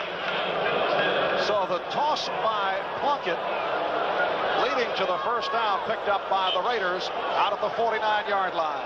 I think that Plunkett not only throws the ball for longer receptions than anybody in the game, but also shorter. He can throw some of the shortest passes that are effective of anybody I've ever seen. That's because he spreads people out. His back's standing around the pile looking for piecemeal, and he gave them one. Plunkett looking for Dokie Williams and underthrows. Dokie Williams, the rookie from UCLA, who has terrific speed and can jump. Caught a touchdown last week, and he was going down the left sideline, but the pass was thrown short. Second down and 10 at the 49. This crowd is really alive. Capacity crowd at the Kingdome. Better than 65,000 on hand, and here's the wave.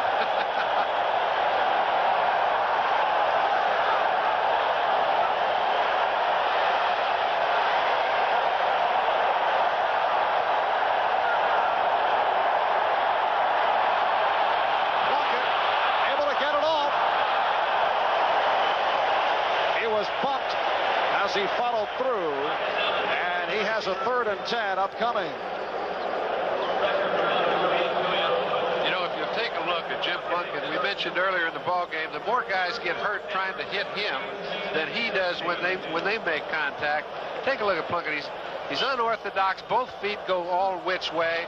He lets you throw him wherever you want.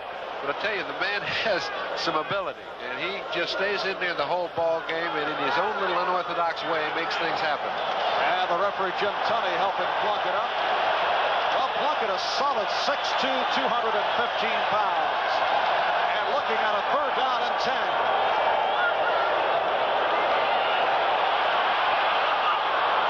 And he has the 1st down with Cleve Montgomery.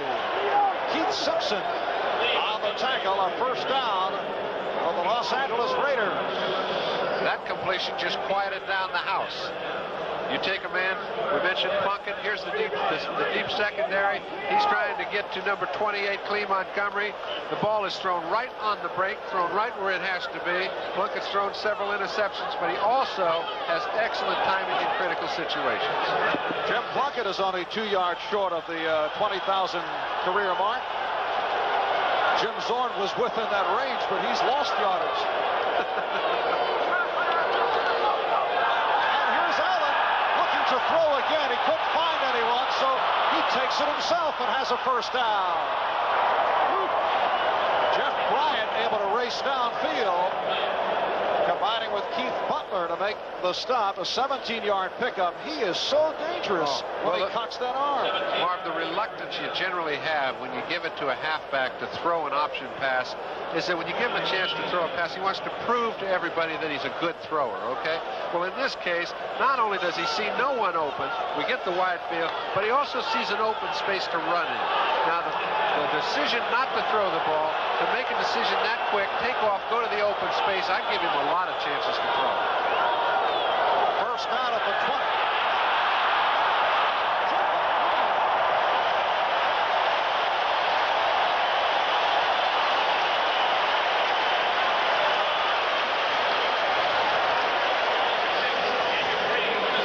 Real big play we've seen Jacob Green make. Just kind of split guard and tackle. Slipped up on Plunkett before he can let his receivers get into their pattern. And remember again, the Raiders, their whole philosophy, give your quarterback enough time to let your receivers get down the field. They didn't on that occasion, and that's the result. 2nd sack of the day for the Seahawks. 1st for Green. 2nd and 16. Pruitt with acceleration inside the 20-yard line. So Greg Pruitt running from scrimmage for the 1st time today. Manu Tuiasosopo on the stop, an 8-yard advance for Pruitt. You know, you'd have thought a guy like Greg Pruitt, who's been a great back for so long,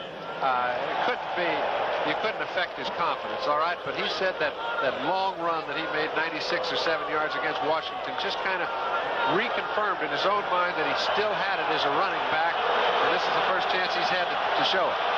There's Tuiasosopo, number 74, 3rd down and 7 at the Seattle 17.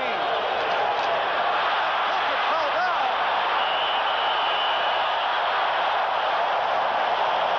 Green and Tuiasosopo able to cover up off the mix-up.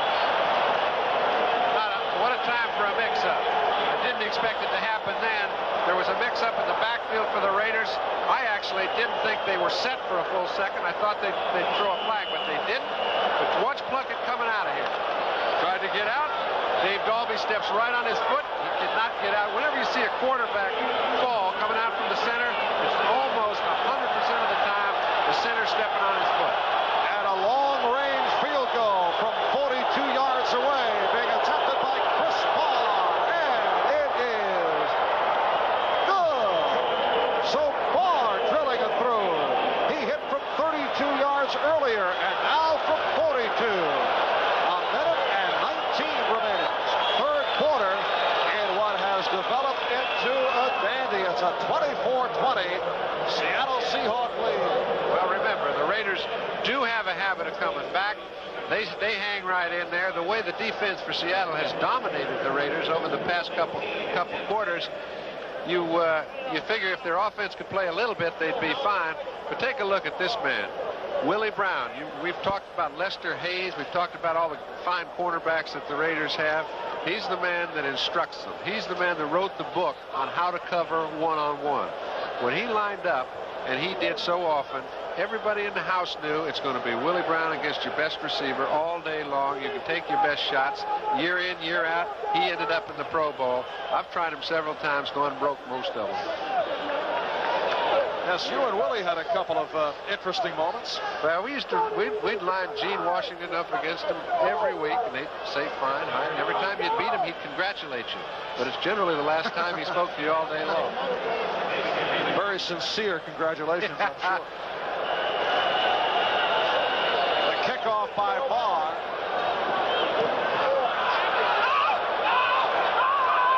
David Hughes, penalty marker down, 15, and rammed out across the 20-yard line, but a flag thrown.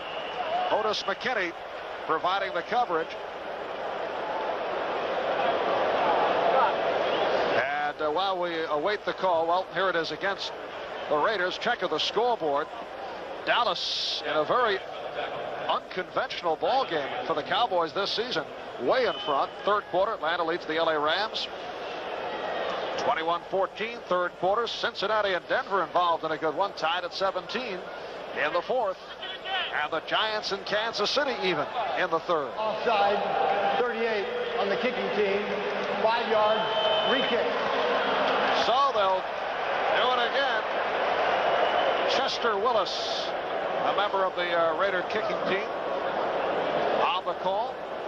Well, Len Berman told you earlier of the Eddie Murray home run and the Orioles in front of the Phillies 5-0 in the fifth. Taking 3 in a row at Veterans Stadium is no small task. I'd say that's deserving it. Birds looking to wrap it in 5. Chris Barr getting set to kick again. Well, field goal position is what the Seahawks need, and this penalty may have just given them an added opportunity to get some of that. Their offense has not shown that they can move the ball. You remember how well Warner was moving it early in the first quarter and some of the second. He hasn't been given an opportunity to run the ball much, and when he has, it hasn't been effective. The Raiders know if their defense keeps playing the way they can to get a couple breaks themselves, it will change. Raiders coming at 5-1. The only loss to the Redskins. They've beaten Cincinnati, Houston, Miami, Denver, and Kansas City. Low kick by Barr. Zachary Dixon out to the 15. Oh, look out. And again a flag down. Zachary Dixon going across the field. That's thrown in the clipping area.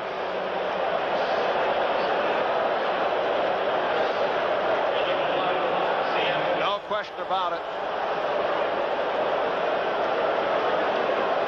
Well, we had a 75-yard punt return earlier this quarter, which tied a Seattle Seahawks club record. Paul Johns running it in for the score from 75 yards away. We have also had 3 Seattle penalties that have totaled more than 100 yards. Personal foul during the run back, blocking below the waist number 35, half the distance to the goal line. Well, it's the kamikaze special team man, Don Dufek, called for the personal foul. At a very bad time. Seahawks 1st and 10 at their 11-yard line. 56 seconds left, third quarter. And Zorn with time, and it knocked out of his hands. And let's see the Raiders. That's a safety. It's called a safety. Apparently one of the Seahawks was able to recover. Well, we've seen everything here this afternoon. Yeah, you got to take a look. We've been pretty tough on Zorn, but who can throw in this little vacuum? You can see their defensive line is putting such pressure on Zorn that they're coming from all angles. Howie Long got his hand on Zorn just as he was in the motion to throw. Fortunately, one of his own men caught the ball, but for a safety, that puts the ball game within a field goal reach. A whole quarter to go, and if the Seahawks don't create some sort of offensive movement, they are history. It was the right guard, Robert Pratt, who was able to come up with that loose football, and then he was hammered down. That's right. So the safety to be fouled. That is being ruled as a fumble and a sack for the safety. So the only good that comes out of it statistically, Jim Zorn, who is suffering, is not charged. Yeah, that makes it makes it wonderful. Yeah.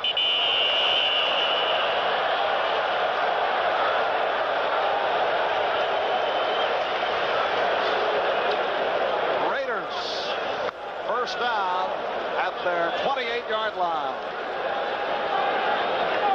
They've been pretty fortunate, you know, throwing 60-yard interceptions on the exchanges, because they throw one for 60. Seattle picks it off, gets stopped short of a first down, and you can see Al Davis with Sam Berkovich, one of his longtime friends. Al is very concerned. He knows they've done all the things you're supposed to do to get. Seconds remaining. Third quarter. To throw, first down, and down he goes. Fourth sack of the day. Combination of Green and Schultz on the sack.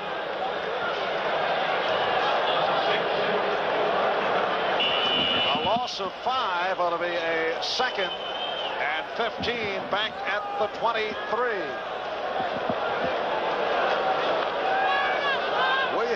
Seen almost every possible way a team can score. Halfback option thrown by Marcus Allen, several field goals, a safety. Punt return for 75 yards by Paul Johns. 20-yard broken play run by a quarterback. Plunkett on second down for Christensen. And a good move after the catch as Christensen picks up the first down. Gregory Johnson, the extra defensive back, taking the tackle as time has run out in this third quarter, and Jim Plunkett has got over the 20,000 yardage mark for his career at the end of 3, 24-22, Seahawks by 2. We'll be back after these words from your local station. It's an NBC movie. All right, hello to Maggie. As we get underway, fourth quarter, in what has been an entertaining game. Seahawks leading the Raiders 24-22. And a first down at the 40-yard line for the Raiders. That's Malcolm Barnwell in motion. Play action. And Plunkett dumps it off, a short pickup. Butler all over the receiver, Hawkins.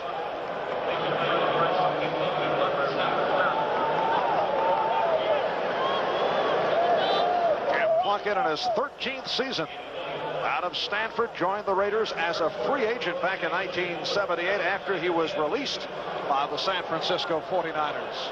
Well, you could tell right then he was a very confused player.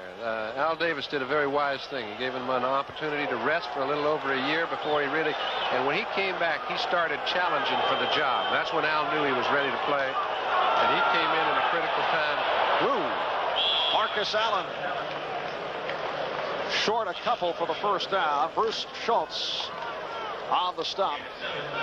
Up front, it's Green, Tuiasosopo, and Bryant. The linebackers, Schultz, Robinson, Butler, and Gaines. Michael Jackson replaced by Gaines. Jackson with a knee injury taken to the hospital for x-rays. No further report. 3rd down and 2. Raiders at their 48. And here's Allen. Stopped short of the 1st down and lost yardage. Shelton Robinson right there. So Ray Guy will come on to punt. Okay, the same play that picked up 8 yards on 1st down. The Seahawks are ready for one of the few times you see Marcus Allen pick up nothing or actually lose yardage. The things that are generally effective for the Raiders offensively have not been in the 2nd half. Ray Guy, who had one run back by Paul Johns for 75 yards, back at his 30. Johns in his 3rd season out of Tulsa.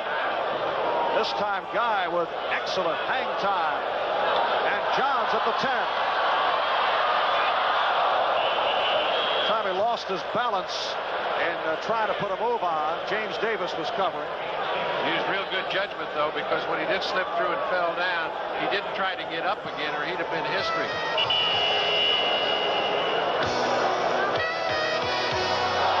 We'd like 4th quarter. It's a 1st down at the 14-yard line. And they work out of the eye. Kurt Warner.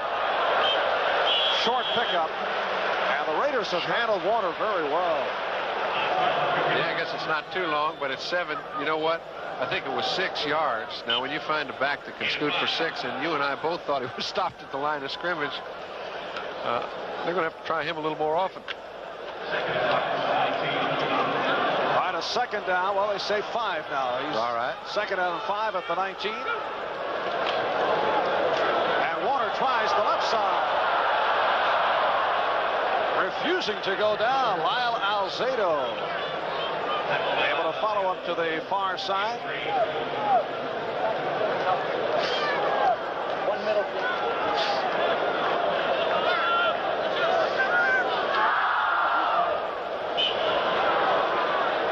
It'll be a 3rd down and 2.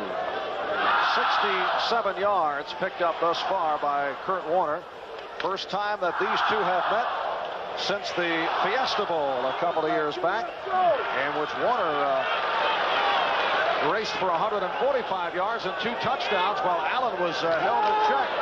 Here's Zorn running out of the pocket and has the 1st down. Bob Nelson, number 51, on the tackle.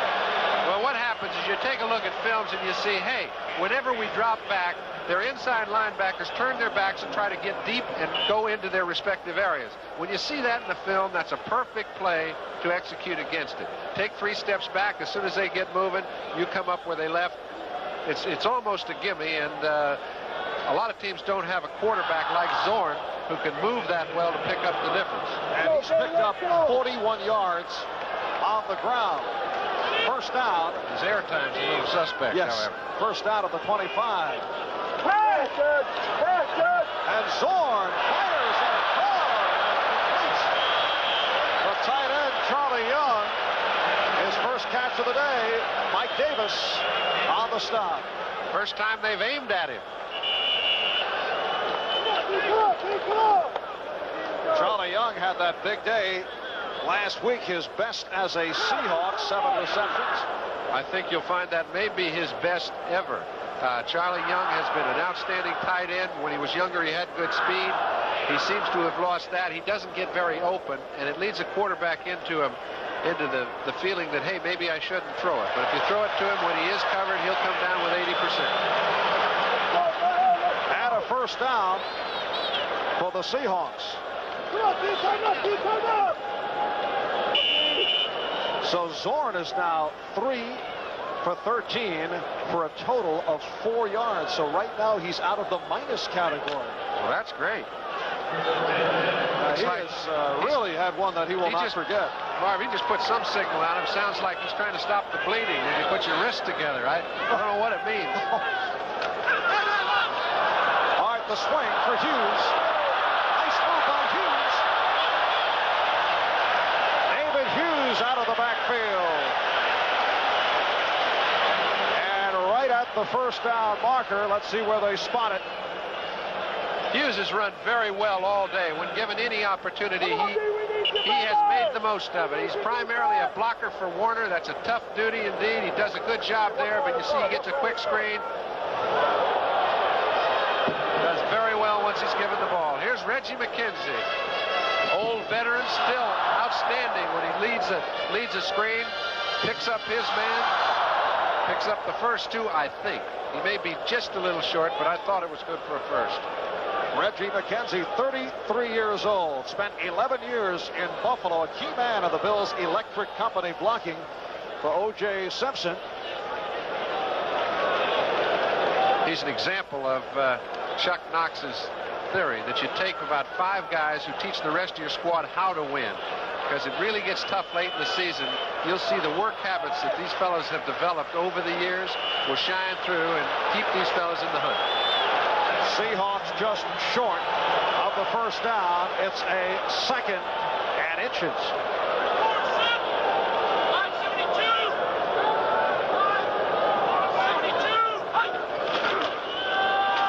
Hughes for the first down. David Hughes trying the left side, has picked it up. 5 minutes gone by in this 4th quarter. And the Seahawks, who had a big 3rd quarter with 17 points, leading the Raiders 24-22, and they have come from behind to do it. Well, it's just been that was an outstanding offensive surge. That was just an illustration of how good that line can be.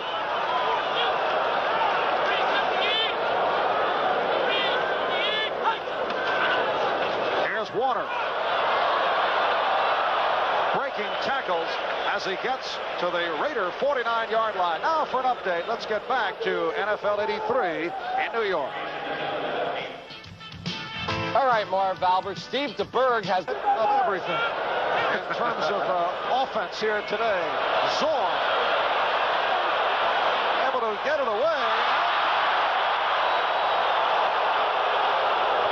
Paul Johns on the reception, but it is ruled incomplete. Right up the sideline. Well, Johns was doing the things you have to do to help your quarterback when he's in trouble. Zorn was not designed to roll out. He was elusive enough to get out of the pass rush, and when he did so, Johns tried to come back and help him, but didn't have it as he crossed the stripe. So it is a 3rd down and 8 at midfield. Fans booing the call,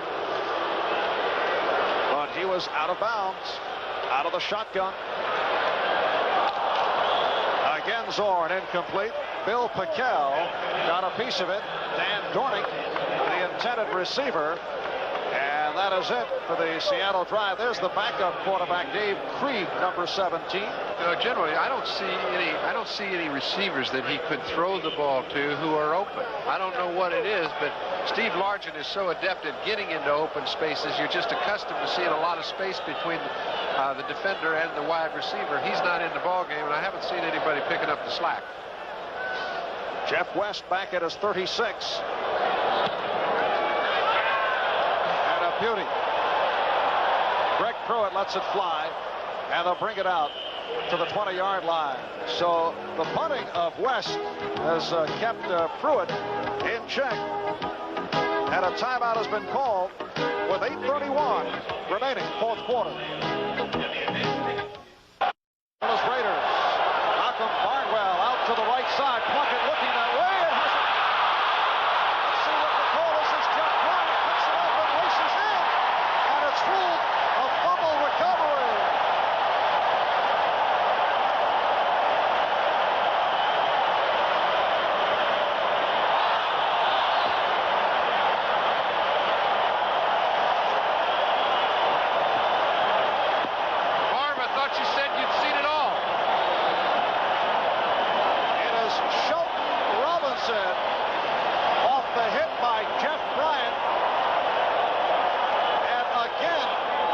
unusual scoring play.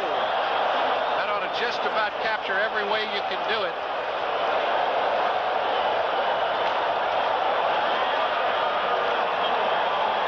So here is Norm Johnson looking to give the Seahawks a 31-22 lead.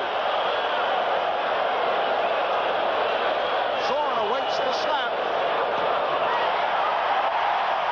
The defense has done it again.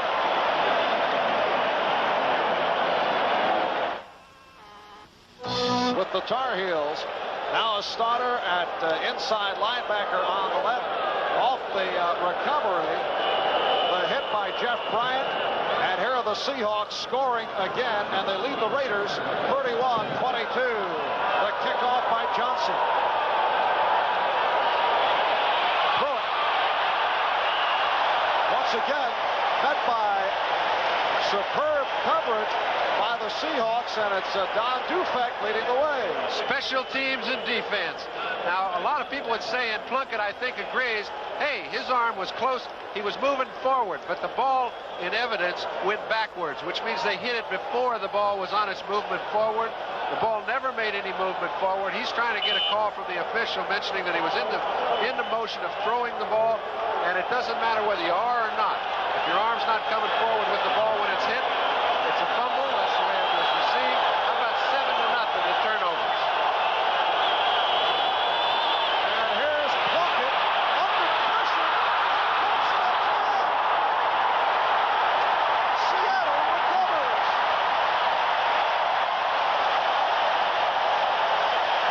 Jacob Green on the recovery.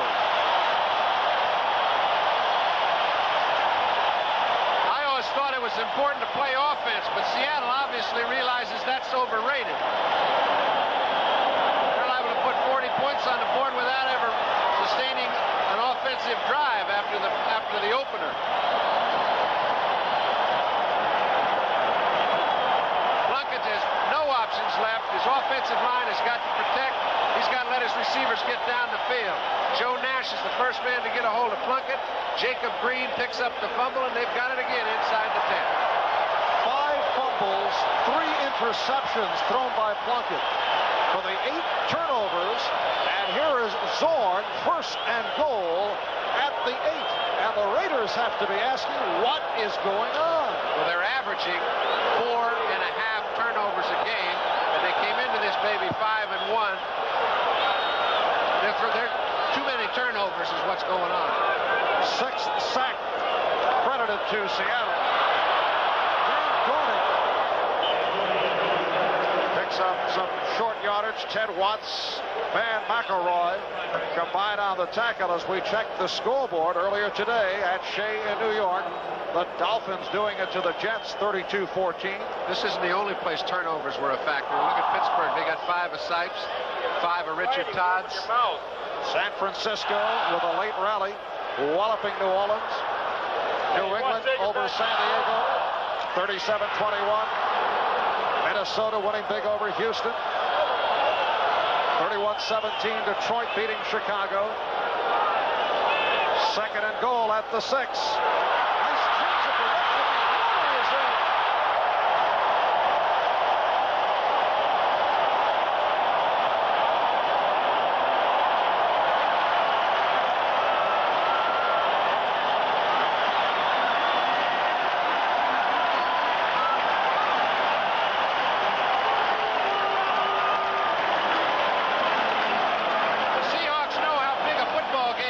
For their franchise. Chuck Knox stated before the ball game that if we can win this one, we're definitely in the hunt for certain in a position to get a playoff berth. And you get a guy like Kurt Warner who gets his shoulders upfield in a position where a linebacker's one-on-one, and that guy's got no case. Chuck Knox ran all the way down to the goal line to congratulate number 28. And these fellas, not only now where the Raiders were in a great position, if they win the game, they could have extended their lead to 3 games. West. Right now it's going to be 1 game difference. That's a 2-game turnaround, all done by special teams and defense. And Norm Johnson gives the Seahawks a 38-22 lead. 1. Cleveland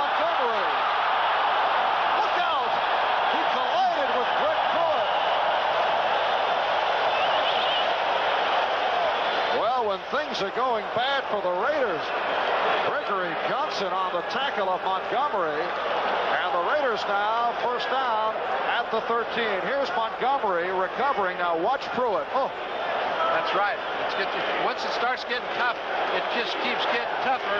This is the first time I've ever seen the Raiders intimidated. How many times have we seen them play? They've come back from adversity so many times, but today they're just trying to stop the dike. Well, the Seahawks have the Raiders just where they want them now. Here's Plunkett, and he gets it away. The catch by Dokie Williams, covered by Dave Brown. Let's go back to the scoreboard. Another final, St. Louis over Tampa Bay, 34-26 today on the Eagles, 37-7. Atlanta and the LA Rams are tied in the fourth at 21. Second down and 4. Plunkett, number 7. And this time it's Joe Nash, the backup nose tackle, second-year man out of Boston College. Uh-oh, the action's getting a little heavy right now. Jacob Green came in a little late. I don't think he had to come in the way he did. The whistle had already blown. Joe Nash was responsible for the sack. He also was responsible for the touchdown that they made a little earlier. He's the man who's been getting there first quite a bit this afternoon.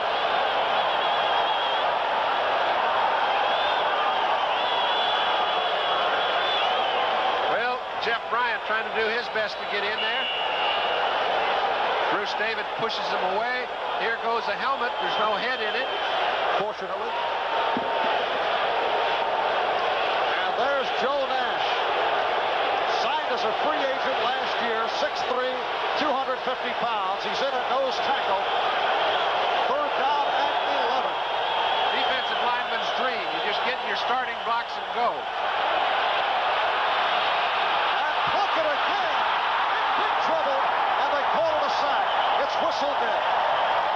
That is sack number 8. Jacob Green this time. Barb, it's a good thing Jim Tunney's doing this ball game, or I don't think there are many guys that can maintain control right now.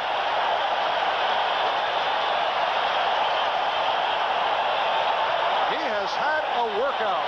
Yeah, but I tell you, he sits there, he's seen it this way before. It takes a lot of man to stand up, keep your head up when you walk off the field. It'll go the other way, but not today. So 2 rough weeks for the Raiders, who barely got by Kansas City last week in a poor performance, and really taking it here from Seattle. And the punt by Guy.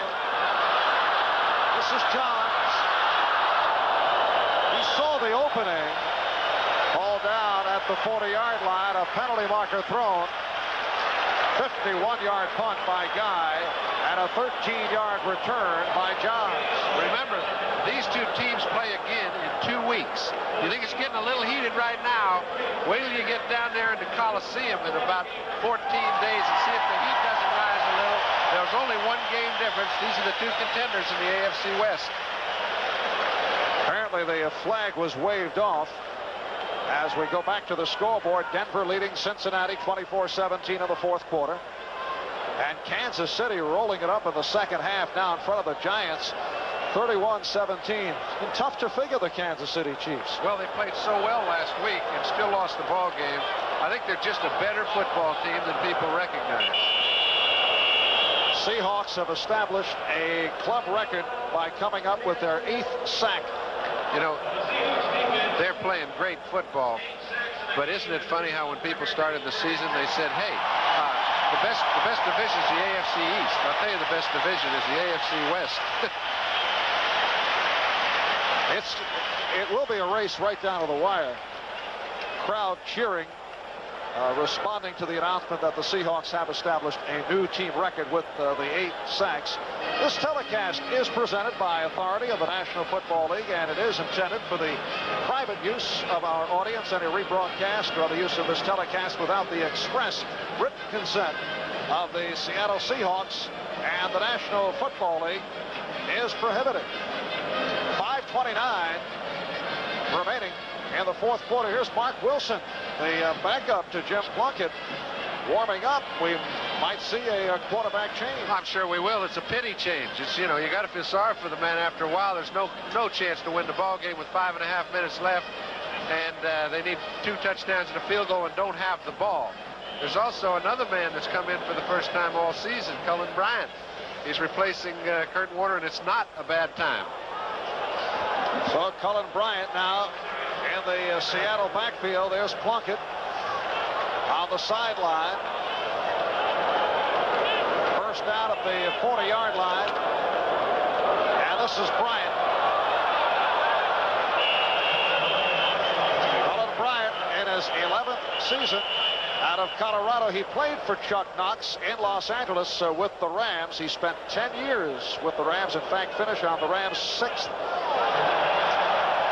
on the all-time list in rushing. Was a co-captain of the LA Rams. Flag is down. Chuck Knox has got a good memory.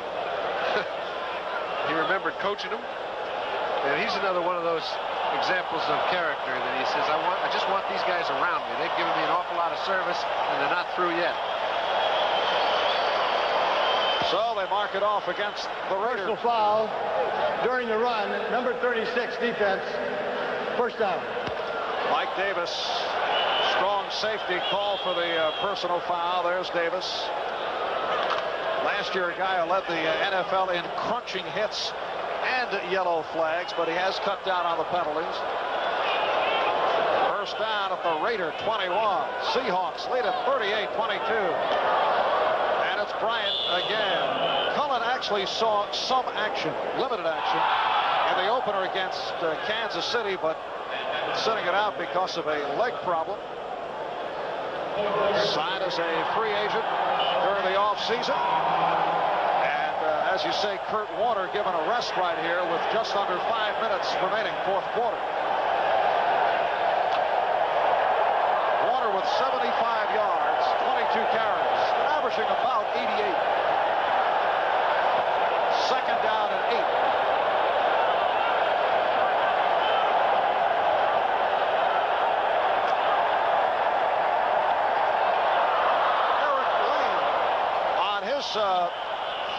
First time he's touched the ball from the line of scrimmage and then coughed it up. And again, a flare-up. Let's see.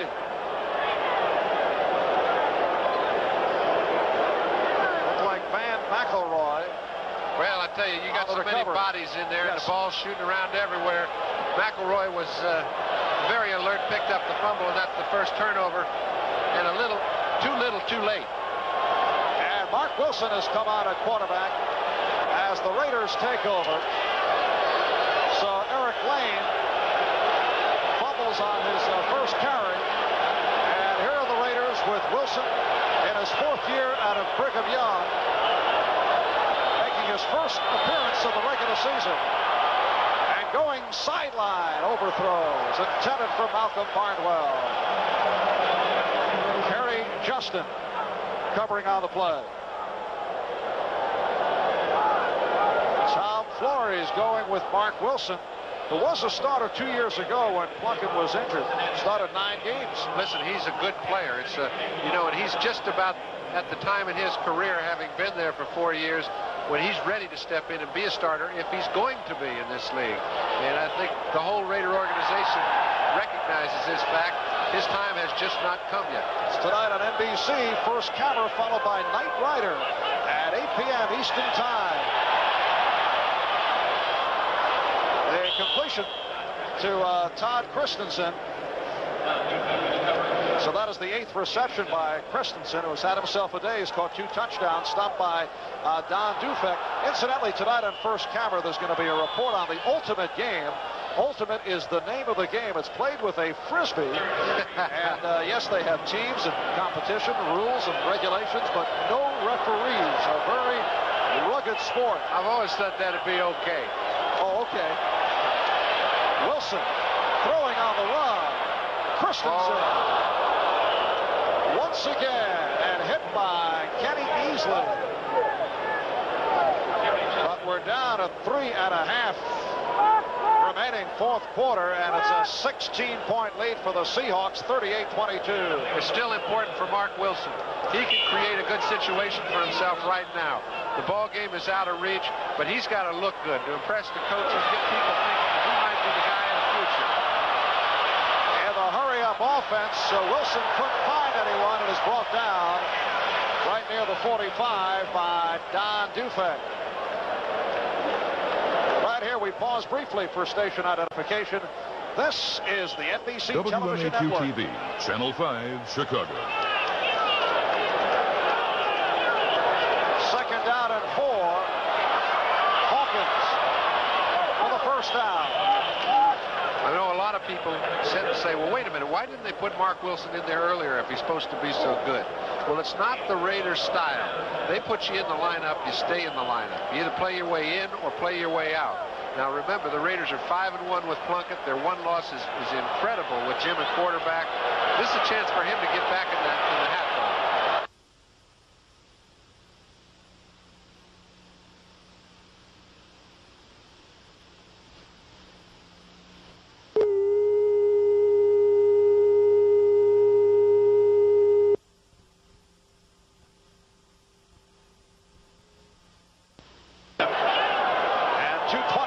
Left fourth quarter. Wilson, big try. Still looking to throw and can't find anybody. Picks up the first down, and that a gimme run. Awful good play, though, by Mark. I mean, they had him by the jersey 3 or 4 times back there. He was able to get out, but when he did, that was when the impressive thing started. Rather than just throw the thing wildly toward Todd Christensen, he made a motion to go downfield. When he did so, the defensive back ran with Todd, and he was able to pick up the first down.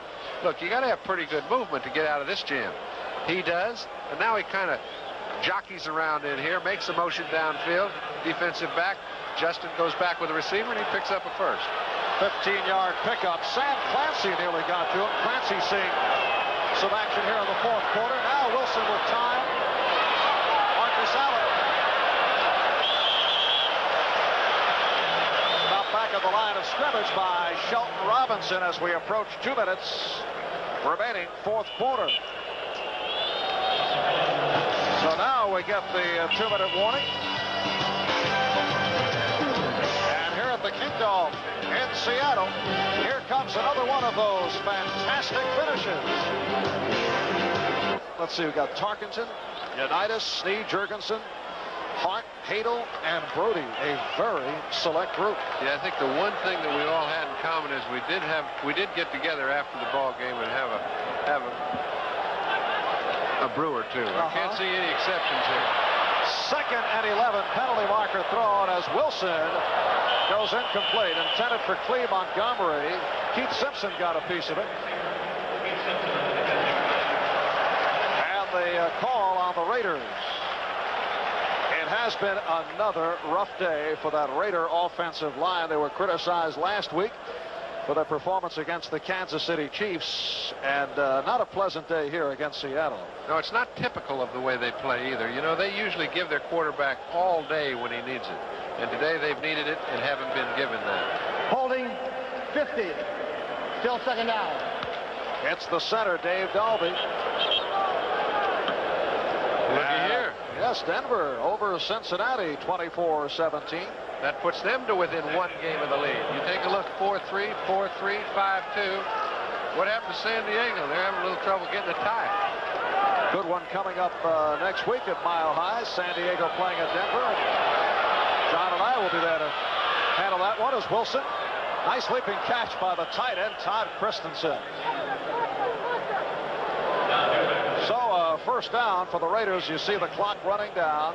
We approach 1.5 minutes remaining. Final score, the Cowboys over the Eagles, 37-7. Hey, Mark throws a good football. He's got a lot of... This is Hawkins down to the 10-yard line. John Harris, the free safety, on the stop, and timeout being called by the Raiders. You know, you take a look at it, number 6, Mark Wilson, and you say, okay, they drafted him first. Obviously, they expected him to play some when they drafted him. It was a matter of time. Plunkett came on and took that job away. it's a critical time in Mark's career, because he's either going to be a player in the next year or two, or after having seated himself on the pine for 5 or 6 years, I think his playing days would really be hurt. So he's trying to play himself in the lineup, and I wish him all the luck in the world. Taking Plunkett's job, though, is no easy task. All right, during the course of this timeout, let me tell you, the executive producer of NBC Sports is Michael Weissman. Coordinating producer of NBC's football, Ted Nathanson. The producer for today's telecast has been Kenneth Edmondson, director Richard Klein, technical director Art Thieberich, and the associate director Ray Benassi. Thanks to our spotters Jim Ott, Gary Moore, and our statistician Barry Culver. Minute 20 remaining in this fourth quarter. Todd Christensen has caught 10 balls for 130 yards and 2 touchdowns, and they are still behind 38 to 22. He has caught more balls than the whole offense for the Seahawks, so I guess throwing and catching is not the whole game. And the first touchdown pass was thrown by the running back, Marcus Allen. Wilson hanging right in and lofts one. So the incompletion, Dokie Williams, the intended receiver. That's what playing together does for you. If they'd been together some, he put that ball right up in the air where Dokie Williams would have taken it on the dead run had he continued. He was trying to find an opening. The ball was already up there, and it hit the pad. Second down and 10. Just outside the 10-yard line.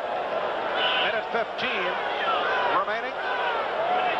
The Seahawks with a 38-22 lead. Marcus Allen on the reception.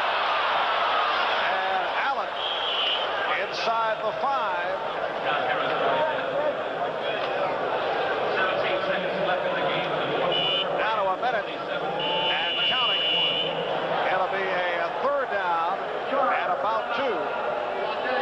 Timeout called by the Raiders. And the Raiders and the Seahawks each have 1 timeout remaining. Recapping the scoring, early first 19-yard touchdown pass, Marcus Allen on the halfback option to the tight end Todd Christensen. Seattle with a long drive consuming 8 minutes, capped off by Dan Dorning taking it in. And we were tied at 7 after 1. Chris Barr hit from 32 yards away, making it 10-7 Raiders. Plunkett connecting with Christensen for a 17-7 Raider lead at halftime. Early third, it was Jim Zorn who ran it in from 18 yards out, cutting it to 17-14 Raiders. Later on, third quarter, the punt returned by Paul Johns for 75 yards, equaling a Seattle club record. It was 21-17 Seattle. Johnson of the Seahawks connecting for a 23-yard field goal, making it 24-17. Chris Barr from 42 yards away cut it to 24-20 Seattle. Then the safety, Alzado credited with that safety. It was a 24-22 ball game. Seahawks on top. And a big play, the hit by Jeff Bryant leading to the fumble. Shelton Robinson gobbling it up and taking it in for a 31-22 lead. And then Kurt Warner, 6-yard run, making it 38-22 following yet another Raider turnover. Every way you could think of, but throwing. Third down and 2. 58 seconds left, fourth quarter. And Wilson throwing end zone, and it's picked up. Intercepted. It was intended for Allen, and it's Justin again, his second of the day. I guess that's the way this baby ought to end. But a penalty marker down. Kerry Justin, 6th year out of Oregon State with the interception, but let's see if it holds up.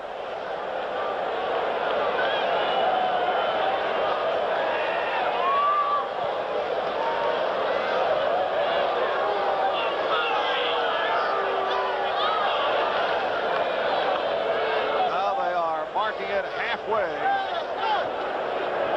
Holding defense. So it's against. Before the pass is thrown, half the distance of the goal line, first down. Against Keith Simpson, the left corner. possession, and it will be a 1st and goal from the 1. As they pick up the first down on that penalty. That's Hawkins in motion. And Wilson on the roll. Let's see. Touchdown. Touchdown it is. And a discussion over at the far side as Marcus Allen was able to make the reception inbound. So the Raiders now trail 38-28. You'll notice that the Raiders don't make a lot of substitutions no matter how they stand, whether the game is in the balance or not. They have 11 guys, and they generally keep them all out there, win, lose, or draw. That's why you see number 32 in the ball game at this time. And here is Chris Barr with 47 seconds remaining. And Barr puts it through. The Seahawks now lead at 38-29. Well, do you think you can predict the next play? Do you think it'll be an onside kick? Nice, John. Hey, what? Masters the obvious. Only 47 seconds remaining in this 4th quarter as the Raiders will looking at a 5-2 record following today's play, and the Seahawks 4 up, 3 down. And that tightly contested AFC West. All right, there's the onside.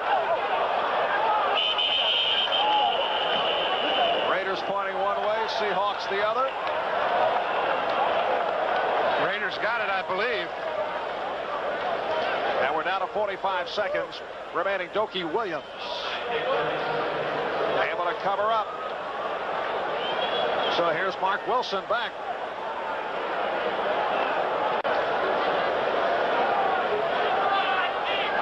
I've seen some goofy things happen in this game in my life, but I haven't. And Wilson looking to put it up.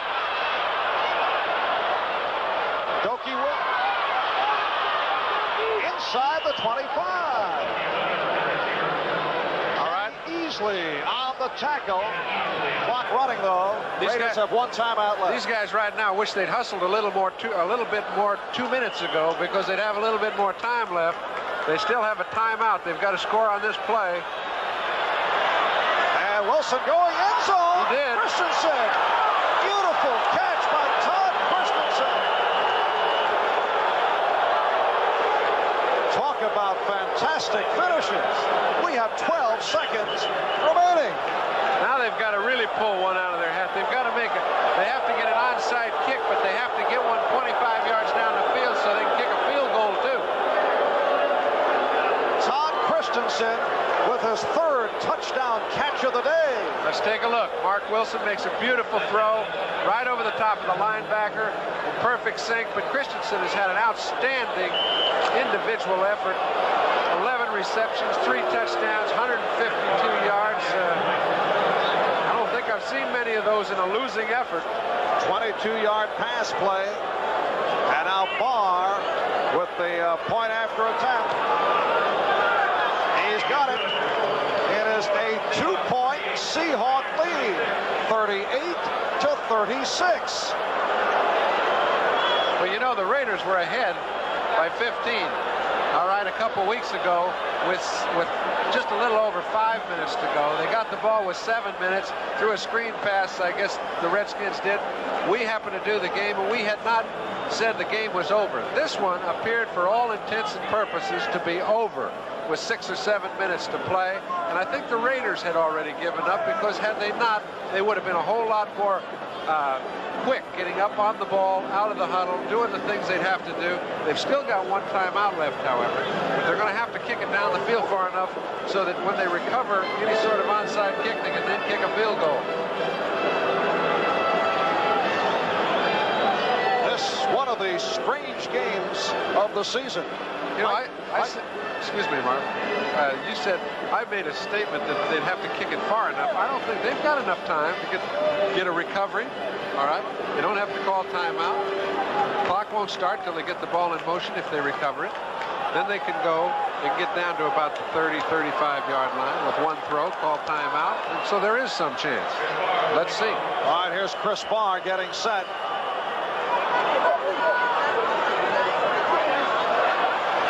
And it's covered by Seattle. Very protectively. That's right. That took a second, 11 seconds remaining.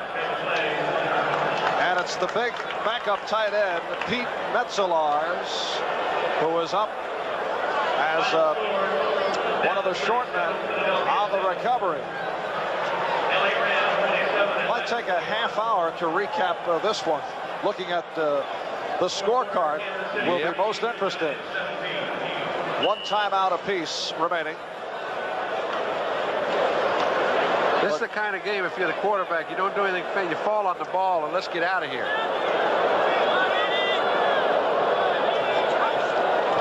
right, and that is what Jim Zorn does with some protection. And yes, he would like to get out. Completed only 4 passes today, yet the Seahawks with 38 points on the day. Now the Raiders stop the clock using their final timeout with 8 seconds remaining. Both sides will be ready in 2 weeks. They'll be playing down in the LA Coliseum, and there's a good chance it'll be for the league leadership. The Raiders are in a rut right now. They've lost 2 of their last 3, have not really played well in losing them, and it's regroup time for a team that started out faster than they've ever started out. So the LA Raiders coming in at 5-1. Denver winning today. They're 4-3. San Diego lost at 3-4. Seattle looking at a 4-3 record. Kansas City 3-4 with the victory over the Giants. Seattle home for Pittsburgh next Sunday, while the Raiders play at Dallas next Sunday night. All right, here is Zorn again with protection, holding on, and that will do it. Collective sighs of relief by the Seahawks and head coach Chuck Knox as